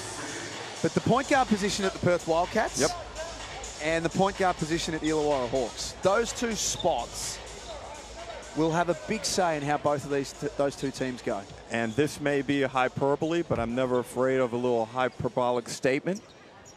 Those signings could have championship ramifications. Oh, they could, Jack. They could. Well, they could. Absolutely, they could. Especially for Perth. I can't. If Perth get a gun in there, they are a legit team. I'm not going to do this again, but last night in the first game of the Blitz, Pete Hooley got text through a name and then said, I can't say on air what the name is. Now, I've been getting messages all day today from the Red Army DMing me on Instagram saying, tell us the name, tell us the name. I can't say the name, but what I can say, Derek, is Galloway buries the 3. If it's that particular player or a player of that stature, then they are getting an absolute blue chipper in the point guard spot. Would you say that blue chipper would cause them to be a championship level team? Absolutely. Thank you. Without question. Wow. Now you got me excited. The Illawarra Hawks are a fascinating one because we saw Ja'Cory McLaughlin play last night. Serviceable. Not bad. Like, he'll get better. Good enough to play in the league as an import point guard?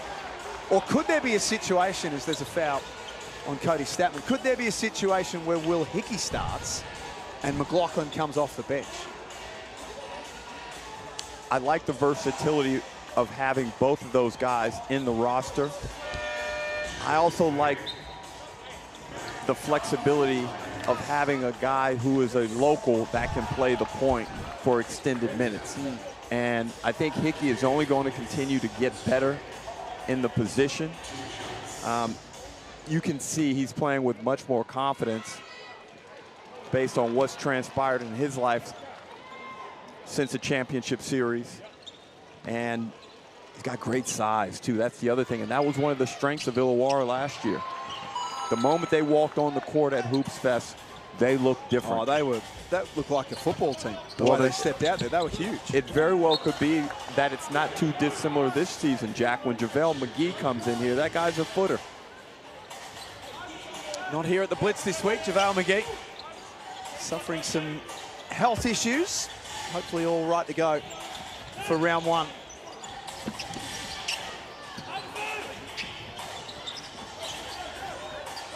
David Johnson, the 3 points to his name.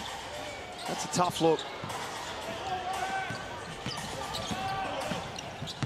Cody Statman, he has been impressive, Derek. 14 points for the game, has shot the ball well. It's been a shining light for the Taipans, and miss him in the corner off the relocation. Nice activity between Mag and Statman there. They just got their wires crossed a little bit, but the play was there to be made. Mag looks like he's hurt his ankle a little bit. He's going to have to come out of the game. Just turn that one over by the looks of it. Magnay turns that over himself. So Mag comes out. He looks like he stood on a foot.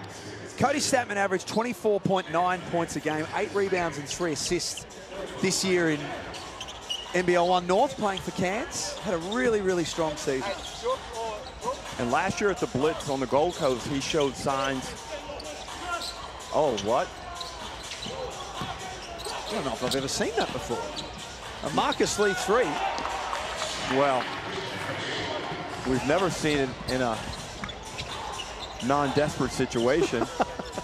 Maybe in shoot-around or something I might have seen it, but that's about it. So we see what Campbell likes to do, likes to nudge into you, and step back from mid-ranges. Wow. Reminiscent of Game 3 in John Cain Arena. McVeigh from deep. That is deep, deep water for Jack McVeigh. Not quite the shot of his life, but no. Same region.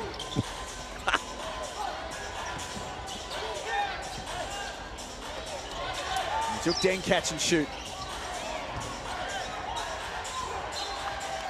And the ball's out of bounds. And Cairns have come out after the quarter break and just dominated this game. Since that time, I believe, if my numbers are correct, they've outscored the JackJumpers 68-43 to take a 9-point lead. If you have just joined us, Cairns couldn't score in the first quarter. They were 1 of 13 or 14. McVeigh from long range again. Can't get the same result. Nice hand from Galloway. Lee had it, lost it. JackJumpers wrestle back control. Scott Rock just standing there and watching. Hamilton, yes. 20 points for the night for Bryce Hamilton. Crisp ball movement, and that's a poor decision right there from Higgins-Titsa. Tries to set a little drag screen, but never got his feet set, and his timing was all wrong.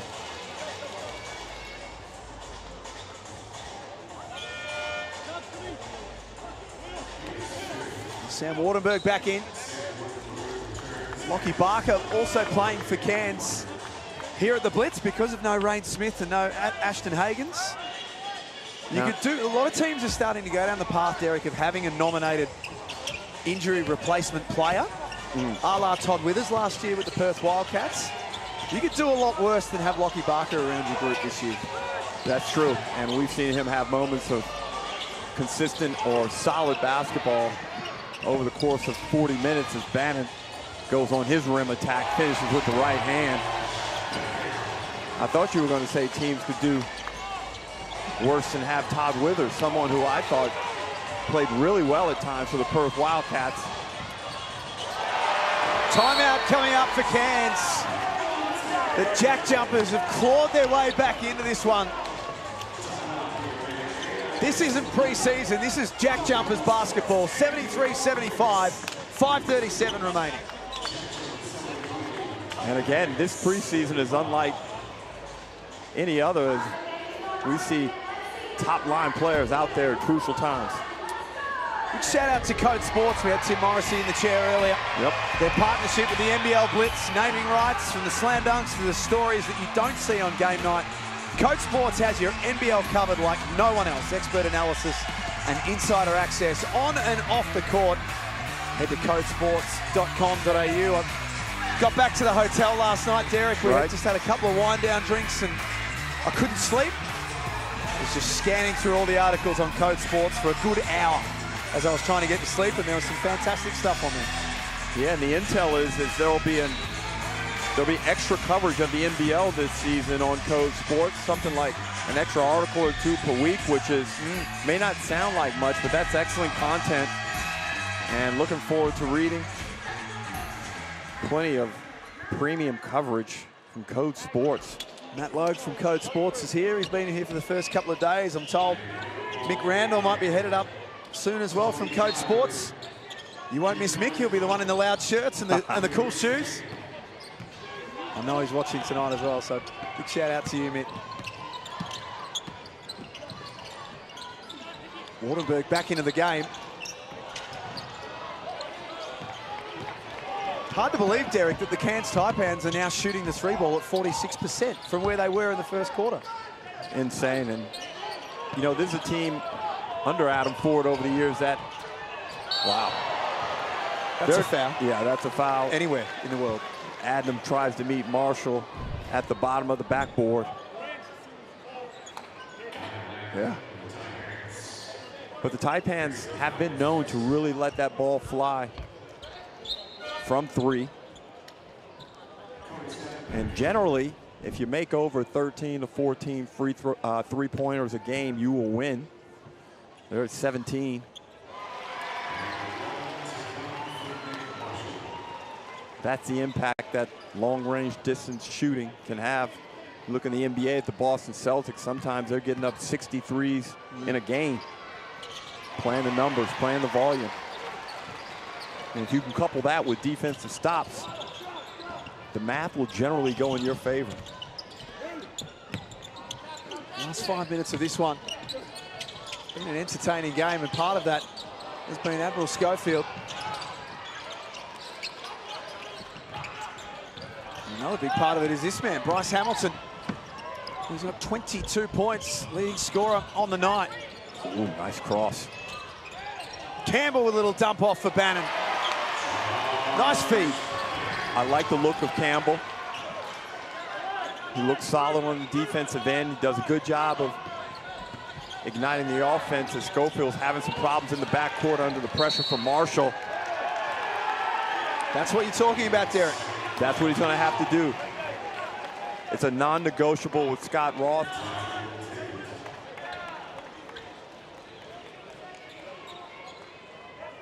Now the challenge will be, can he bring the offense and the potential he's shown on that end previously in his career with that defensive intensity? Because sometimes when you go that hard defensively, you don't have anything left on the offensive end.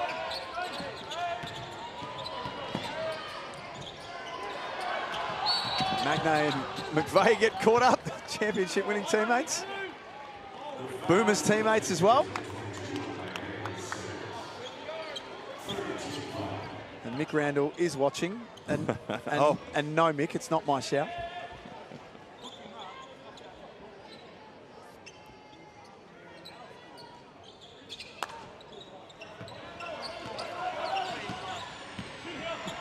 JackJumpers by 2. Oh, a little left forearm shiver from McVeigh to Magnay. They've been going at each other a bit tonight, those two. Jack McVeigh up to 14 points, 5 rebounds and 4 assists. It's a full stat line from their marquee man.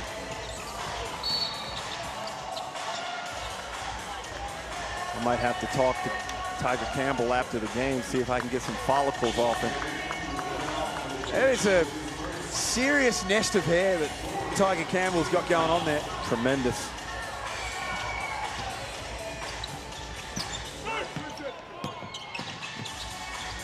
I wonder how he does it. It's a question that you and I will never know.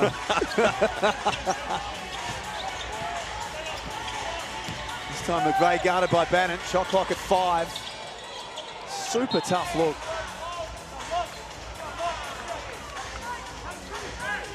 I think at some point, McVeigh is going to have to rediscover the ability to get his hips by the defender's hips in that situation.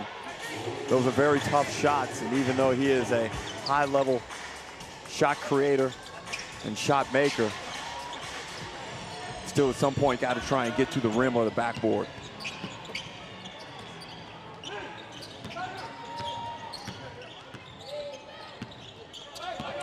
Campbell explores. Nice. Bannon with a hard drive, and then with the right hand, Josh Bannon switches hands midair and lays it up. He really suits this Tasmania JackJumpers culture. And he's another one, Derek, that's had so many issues with his body in the last couple of years. He looks fit. If he can stay fit, then Magnay and Bannon next to each other is going to be a lot of fun to watch.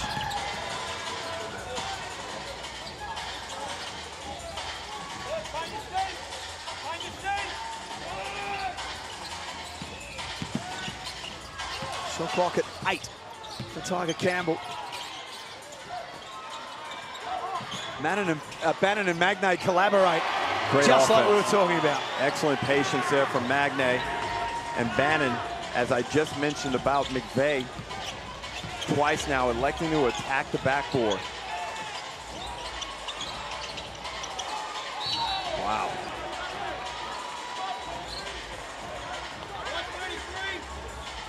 Bannon with 14 points, 9 rebounds, 3 assists, and a steal in 26 minutes of play. Outstanding productivity.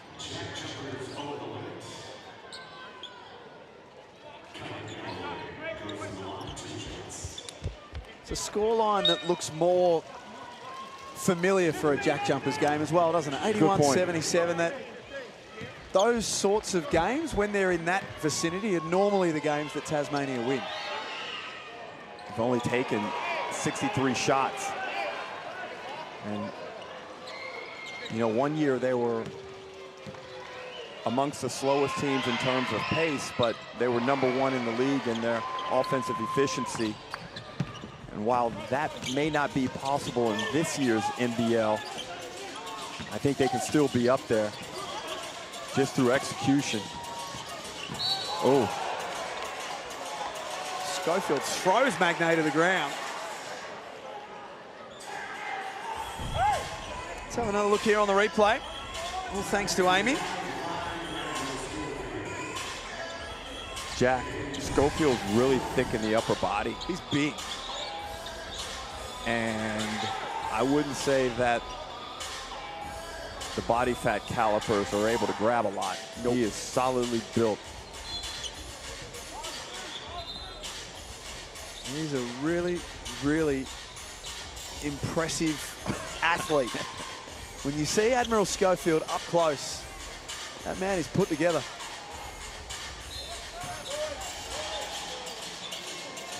Good pass. Hamilton for Bannon. Hamilton did a great job with his eyes, not giving away where he intended to pass the basketball. Didn't even look.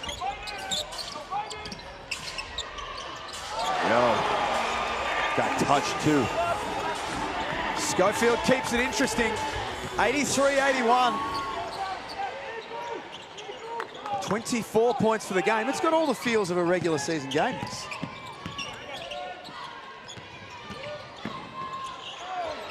Marshall runs in season games.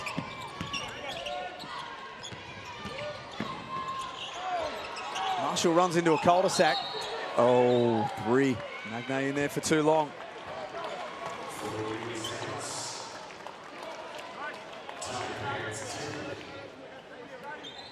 Not often called nowadays, partially due to the fact that most teams really keep the paint open.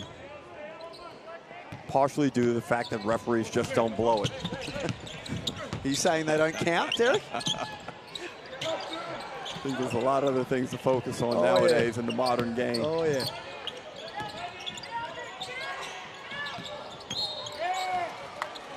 McVeigh draws a whistle.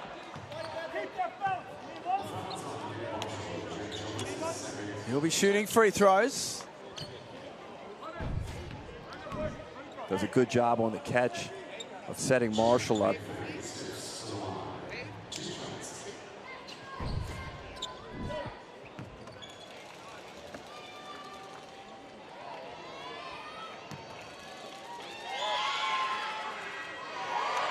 So does what we've seen tonight, and there's a win up for grabs here, do you feel better or worse about either team based off what you've seen tonight?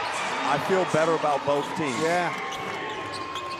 You know, having a look at, you know, the fact that McVeigh is out there, he's played 30 minutes, not messing around. And I like the look of all three. As Hamilton misses the 3 ball. Bannon cleans it up. I like the look of the 3 JackJumpers imports, and I like the addition of Josh Bannon. It's a double-double for Josh Bannon.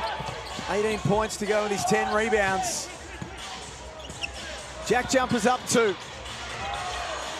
Schofield deep on his look. Galloway, huge rebound and putback. And we're tied at 85. We know he can be an excellent rebounder when he commits to doing it. And right there was a prime example. Big putback there from Kyron Galloway. Ball in the hands of Hamilton. Crossover was nice. Then ran out of ideas. Got walled up by the Taipans. This has been a fantastic game. Right. And it's not finished yet.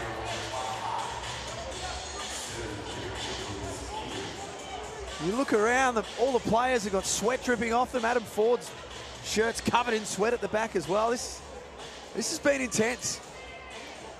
For the JackJumpers, it looks like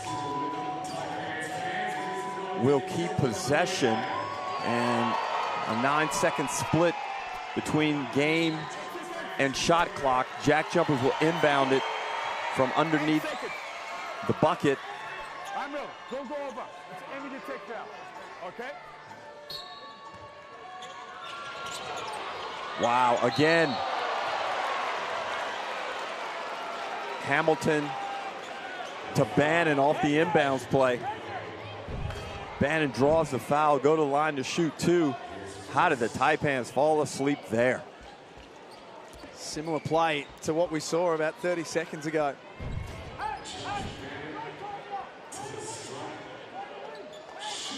Josh Bannon has had a very, very good night. He's had a very good few months, actually. Another that had some injuries that he had to deal with. Went and played 6 games in France just to get his legs going again. Went straight to the Asia Cup pretty much after that and played for the Boomers. Limited minutes in his 5 games, but sort of similar to what we were talking about with Will Magnay, Derek. Just good to see him stringing games together. Well, that duo, if they can maintain high level of health, they are going to prove to be an excellent tandem this season for the JJs. Substitution as Roth brings Campbell to the bench, gets Johnson back into the game for defensive purposes and a bit more size. So it's the Taipans to tie up or win. 7 seconds left. Guess who's got it? Jack McVeigh. Time against him. Ice running through his veins, as per usual from Jack McVeigh.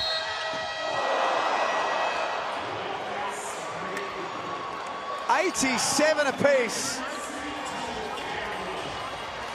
What a contest this has been. Jack McVeigh reading the game perfectly. I mentioned in that fourth quarter that I thought at some point he needed to make a decision to get his hips by his defender's hips, and at the most crucial point of the game, he attacks Will Magnay, who really made a great attempt to block that shot. But the great touch by McVeigh sends this game into OT, and we're trying to work out what the rules are going to be. Well, all of the teams were looking at each other and saying, do we play overtime? Yes, we do. I thought we were just going to have a three-point shootout. 5 minutes of free hoops coming your way. Bonus Let's hoops go. here at the NBL Blitz. Our debrief's just going to have to wait by a few minutes, Derek.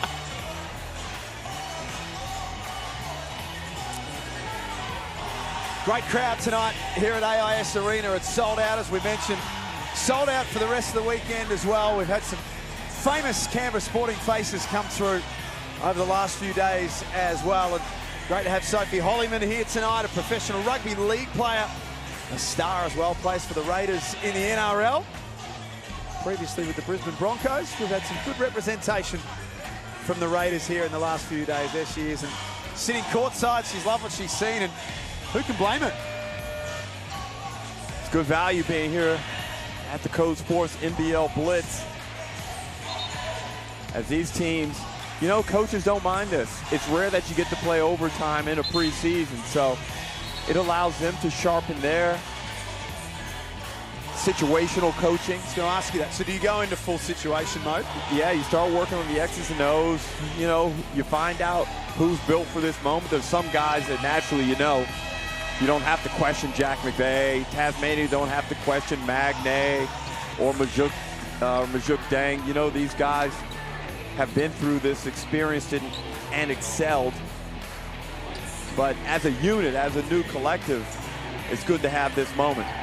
You try these things in practice and you do final 3 minutes and crunch time drills, but it can't replicate right here. This is invaluable for both teams. Overtime basketball here at the CODE Sports NBL Blitz. 5 minutes to find a winner between the Taipans and the JackJumpers.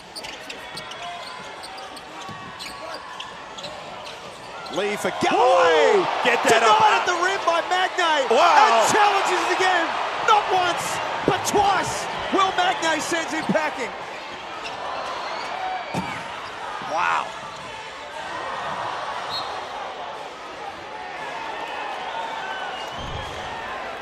Will Magnay. Galloway takes everything he has and tries to throw it. And look at the great recovery from Magnay to get the daily double on Galloway. What a game this is. If Will Magnay's blocking shots like that and protecting the rim like that, that was shades of the landlord, the great Simon Dwight, who was here last night.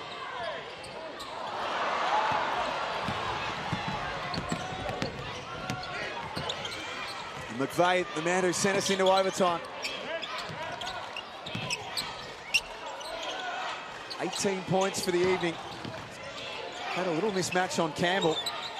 Nice defense. Surely not. Oh. That's a nasty landing. Galloway came crashing in.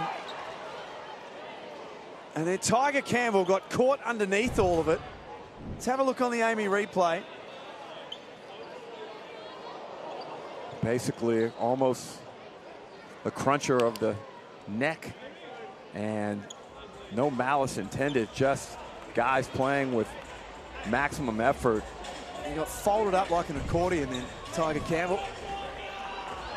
That was nasty. He's good to go. Derek, I wonder, is this where the coaches start to have their hearts in their mouth a little bit? Well, you want to win, but the last thing you want to do is lose one of your stars before the season. It's the definition of being torn. Nice action. Marshall's got to look to do something with the basketball. He's wide open. They left him that way. He can't hurt the Taipans.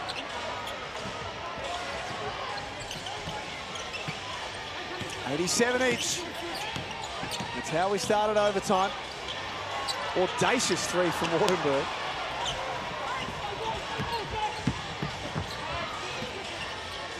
As you can see, Tiger Campbell back up and running. And scores. Nice off-rhythm finish there. Caught the defender not ready to elevate to block that shot. Campbell's been impressive. Admiral Schofield getting ready to check back in. 24 points in the game. Has been outstanding in his first outing with the Taipans. Galloway puts Cairns back in front. Great stretch, big man. Just needs to stretch out his good performances over the course of the full season instead of a couple of months.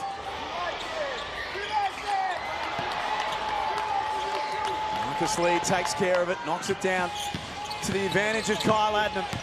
Oh. Oh, got away with a little something there. Yeah. Back up to the veteran. Left all alone. Lost Nick Marshall. The threat of Magnay just confused Adam a little bit. Got caught in between shot or pass.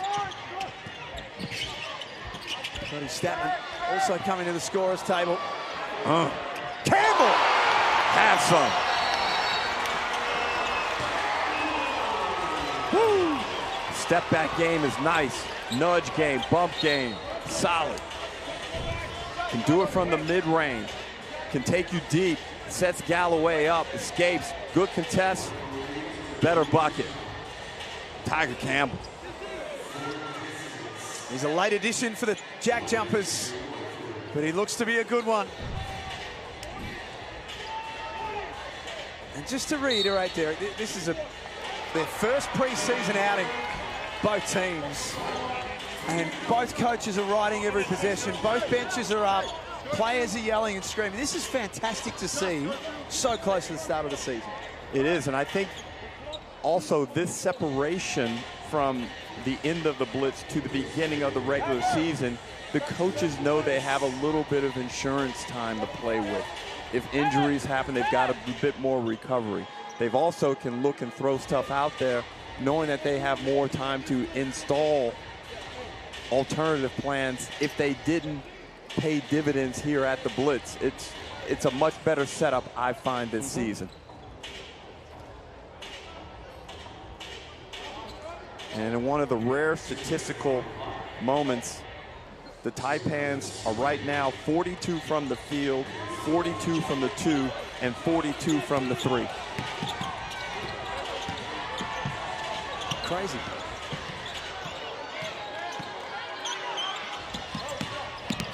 Marshall's got his hands full here with Jack McVeigh. Had to give it up.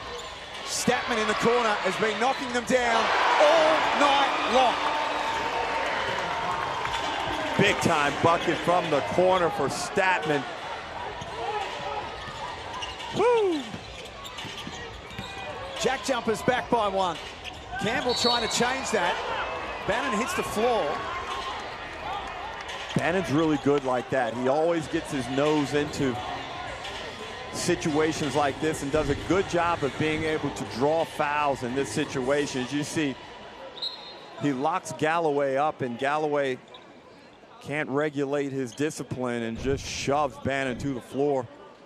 Fortunately for the Taipans, it won't result in 2 shots from the free throw line. Baseline inbounds. Not again. Taipans by a point, surely not. Statman almost kept that ball alive. He's playing for minutes, Cody Statman, and he is. He's doing a good job of putting his best foot forward. And with this inbounds play, I don't know why they just don't go back and put Bannon in that top spot like they had been. Now they're taking it out from the side, but just run a counter off of it with Bannon in the same spot.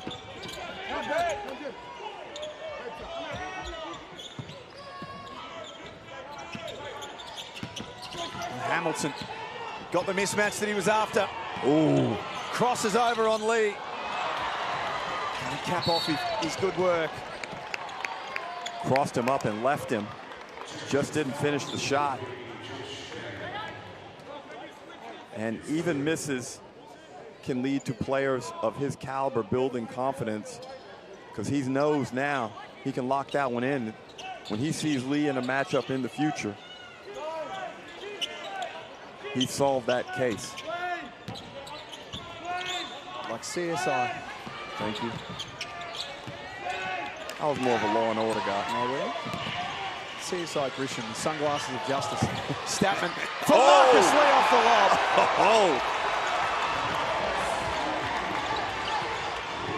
He pumps the fist too. Cairns out by 3. Things are tense here at AIS Arena.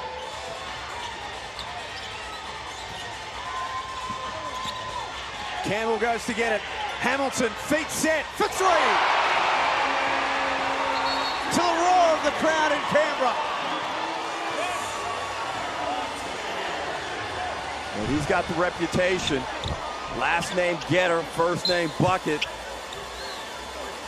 Comes up with a big 3, and the left-handed stroke is beautiful as Marcus Lee slaps glass. And again, Statman making all types of plays, just not getting buckets.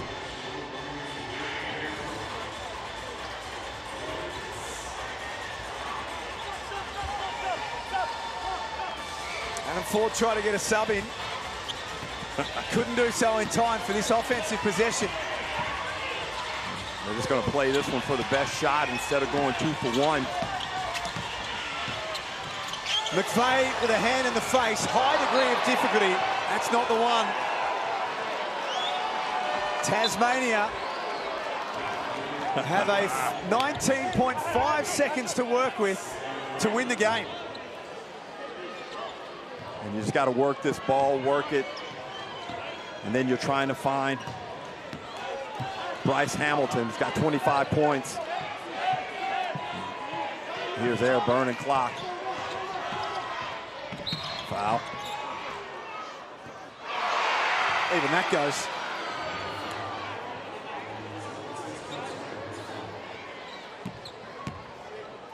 So now the challenge is a little bit greater. Side out of bounds. Tazzy will use a timeout. And this is what I was talking about, situational basketball. Scott Ross, either he or his assistants will get a chance to draw something up with this new personnel. But what a game, Jack. Wherever you're watching, around Australia, around the world, hope you've enjoyed this one half as much as we have, Derek. This is not a game where both teams have just gone through the motions and blown the cobwebs out. It has been a full-blown dress rehearsal from the opening tip. And I'm not going to lie, you know, late in that first quarter, I was starting to watch the clock thinking, well, what time are we going to be out of here? When do we get into the pub? Right. But both of these teams historically are hard to kill. The JackJumpers, we know the level of resilience that is within that organization. We've seen them come back from some significant deficits and big moments, and Adam Ford has always had this Taipans team, undermanned team traditionally, fight hard. Ben Airwell, he's trying to work out exactly where he's going to inbound that ball from.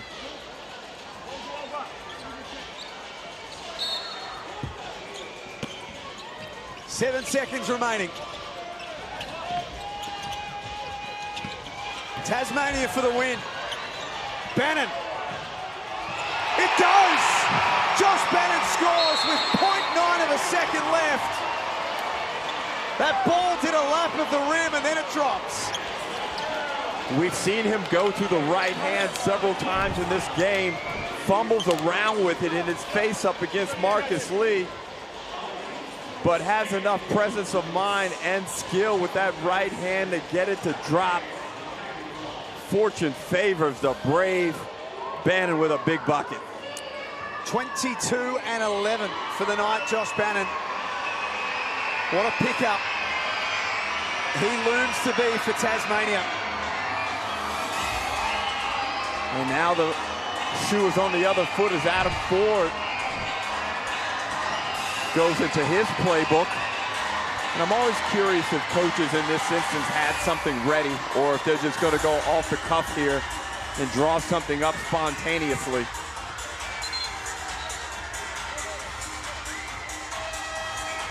Not a lot of time to work with. What are you trying to do here? Well, obviously, the focal point is going to be Jack McVeigh. And as a little side hustle, I think you'll have Marcus Lee on a hard dive as a lob threat, with Wardenberg probably featuring as an option as well. Wait, Marcus Lee's taking the ball out of bounds? Okay.